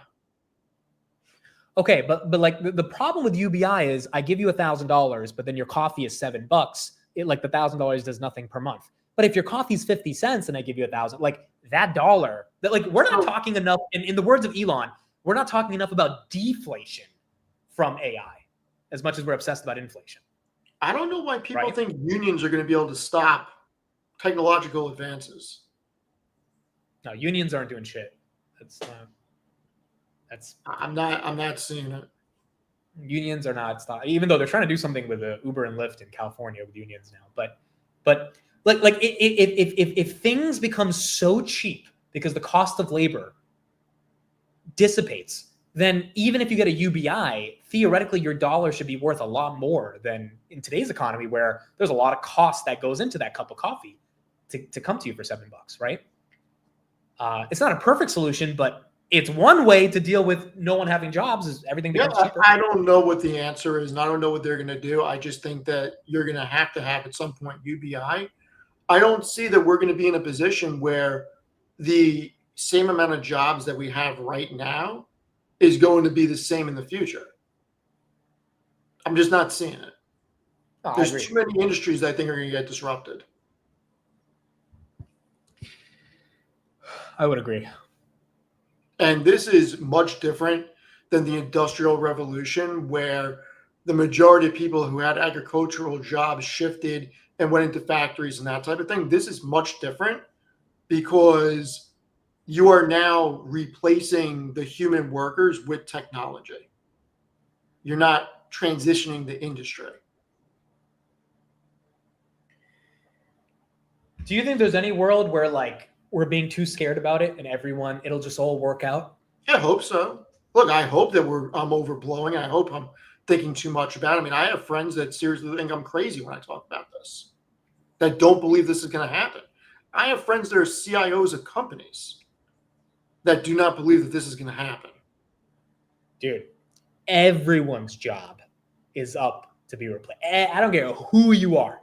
You are up to be replaced. Like even the most niche job, like OnlyFans girls. Dude, AI, I mean, people might just not want to pay for that, right? If they can do it on AI. And so from that perspective, it's like there's a lot of ways. Content creators like myself, people want to get their news from an AI. They don't need me. Right now, you would think your personality is enough, but like still, that's something that can become commoditized. Consultants, easiest thing to get replaced. Yeah, look, ChatGPT 10 will be a really good presentation creator versus a consultant. Coders, we've seen what's happening. There was a whole movement, learn to code, learn to code. What are people with computer science degrees and coding backgrounds going to do? Dude, have you seen the chart by the Financial Times that says software engineer, like the unemployment rate on software on first? No, but I've heard that it's going up. It's freshly graduated computer science degrees. The unemployment rate is ridiculous. These people should easily find a job, right? And that's just not happening. Yeah, you would think. I'll see if I can find the chart. But that's scary because these are the most well-comped people in our society, right? Like these are the people making $200,000-300,000 a year at minimum, 150. If you're like you get a decent job at Google or Snapchat or Uber, even if the company like Snapchat stock sucks, but you still get good money because they still make enough money because they're a tech company to pay well. And those are the people that end up buying a lot of shit. There's going to be a very big problem happening if we allow it to spiral out of control. I don't know where it ends. I have no idea. I'm worried about it. Rushil says, as a senior software engineer at a Mag 7, I can definitely say we're going away in the next 5 to 7 years. Dude, see, and I was listening to Zucks this morning. He said all of our code in the next 5 years will be written by AI. Or he said like a significant portion of it. Yeah. That doesn't mean all the engineers are gone. It just means you just don't need them. If you have 10,000 engineers, maybe you only need 1,000 or 2,000. Yeah. Because they're going to be able to do so much more with the tools that they have. What do those other 8,000 people do? I don't know. Yeah. That's a fair point.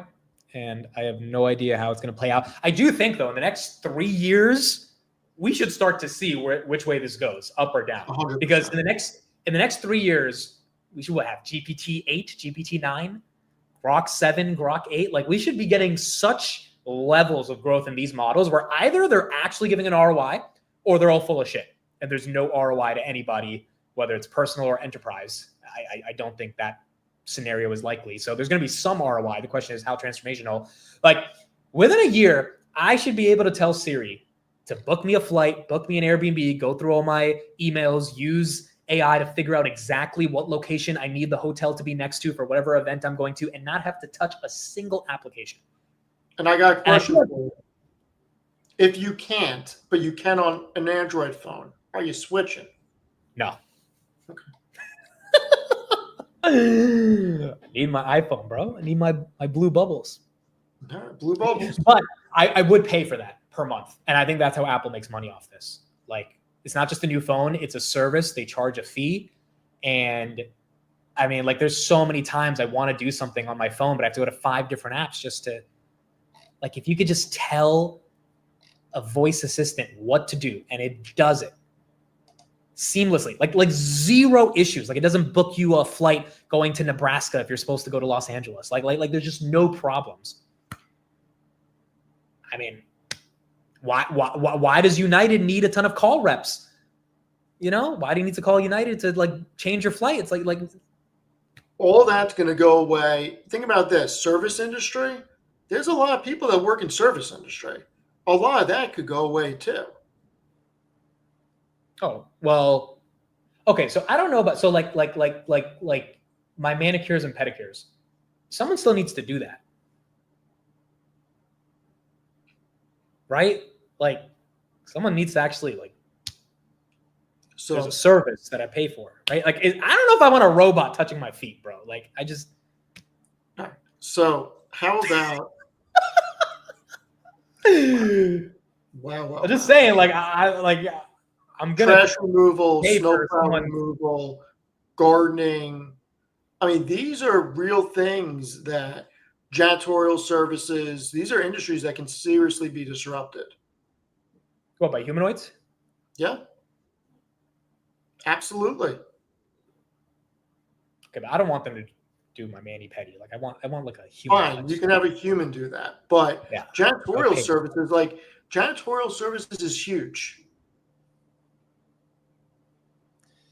Yeah, I mean, like garbage men, all these different things where you just need an arm to pick something up and drop it. Like, you know, like There's a lot of things that can be replaced if we let it get to that point. yeah, I agree. I just Yeah, I mean, even AI taking orders at Taco Bell and Starbucks, SoundHound, literally. There's loading the so shelves many. at Target, unloading the truck. I mean, there's just so much that I am worried about with where this goes that I don't know. We'll see. I think 10 years, the world's going to look very different. So, what is your best advice to someone who wants to be competitive in the job market right now? Do you I have have any advice? I have no idea. I don't know.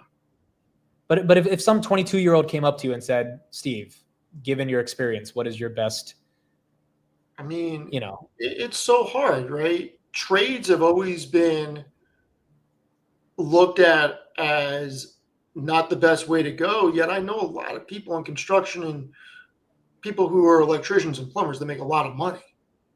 I mean, does that go first? I don't think so, but does it go? Maybe. I don't have the answer. I really don't. You know, I would think that accountants are going to be replaced at some point. Think about it. If I can upload all my documents to a program that can go through everything and knows every law and every loophole It's done. in every state, you can't tell me that's not coming in 5 years or so. Now, maybe legal, doctors, that stuff's not getting replaced. But like accounting, I don't know. That could probably get replaced by AI software in the next 5 to 10 years. I think the not two done pieces of yet. advice- I'm not getting rid of my personal accountant until it's like really a thing. I think the two general pieces of advice are make yourself as marketable as possible, 100%. aka be well-rounded. Like it's basic advice, but communication, right? Like people want to work and give money and employ people they like. So if you can communicate and you can be creative, aka you can offer ideas to a company, Build that a are different. network. In a lot of cases, your network is your net worth. You got to build your network. Yeah. You got to learn how to communicate, and you got to not be afraid to try things. You cannot be afraid, especially when you're young. You have to just. But and the second thing would be buy stocks, right? Get some equity, because at its core, it's like at least if you have some shares of the companies doing all the replacing, maybe it doesn't hurt as much. Which is what all of us as a community, I think, have been drilled into for the past at least 5 years for many people who have been investing for multiple decades, which is that you need to own assets in society to escape any level of the ability to always be struggling, right? Be stuck paycheck to paycheck, having something grow that you don't need to look at because you just trust, even if it's just the S&P 500, right? That stuff still, most human beings, forget Americans, have no concept of understanding.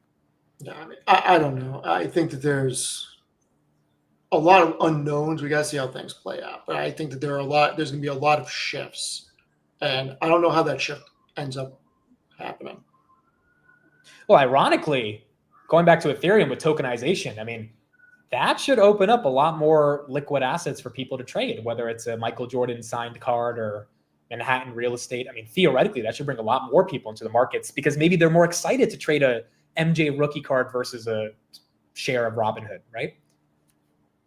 And maybe that is the gateway for people to get interested into markets in the first place.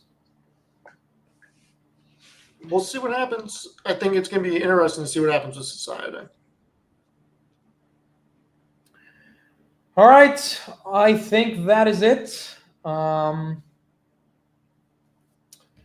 First official stream done in the new studio. I know we got to fix some of the sound, the camera. Hopefully by September 15th, once we're done with all the traveling, we'll be able to get, I mean, this weekend, I'll still be home this weekend. So I'll try to get a lot of the soundproofing done in this room and get rid of the echo, and we'll fix as much as we can. Steve, thank you for joining me on my first official Thank you for having me. new studio stream. Steve's Twitter, I'll put right here. Please don't block him. Yeah, please don't block me. because Because it's going to hurt my feelings. It's going to really hurt his feelings if you Hurt my block him. feelings by blocking me. And then a Seeking Alpha, I'll put in the chat as well. Yeah, Steve will be here in person eventually. Once, hopefully by end of September, early October, we get the other part of this room built out, which is the podcast studio, and we can get a lot more things going from there. So that is pretty much it. Thank you, everybody. Market open tomorrow, as always. It'll be live at 8:45 a.m. Eastern. And yeah, very exciting to start a new chapter in my life. Very grateful that I'm starting it with everybody else here. For everyone who won the giveaway, again, please make sure to just email me at amit@dailypalantir.com. I will send you either the Venmo or PayPal for the $100. That's it. You're done for today. Thank you, everybody. Appreciate it. Means the world. I will see everyone here on the Market Open tomorrow morning. Bye, Later, everybody. everyone.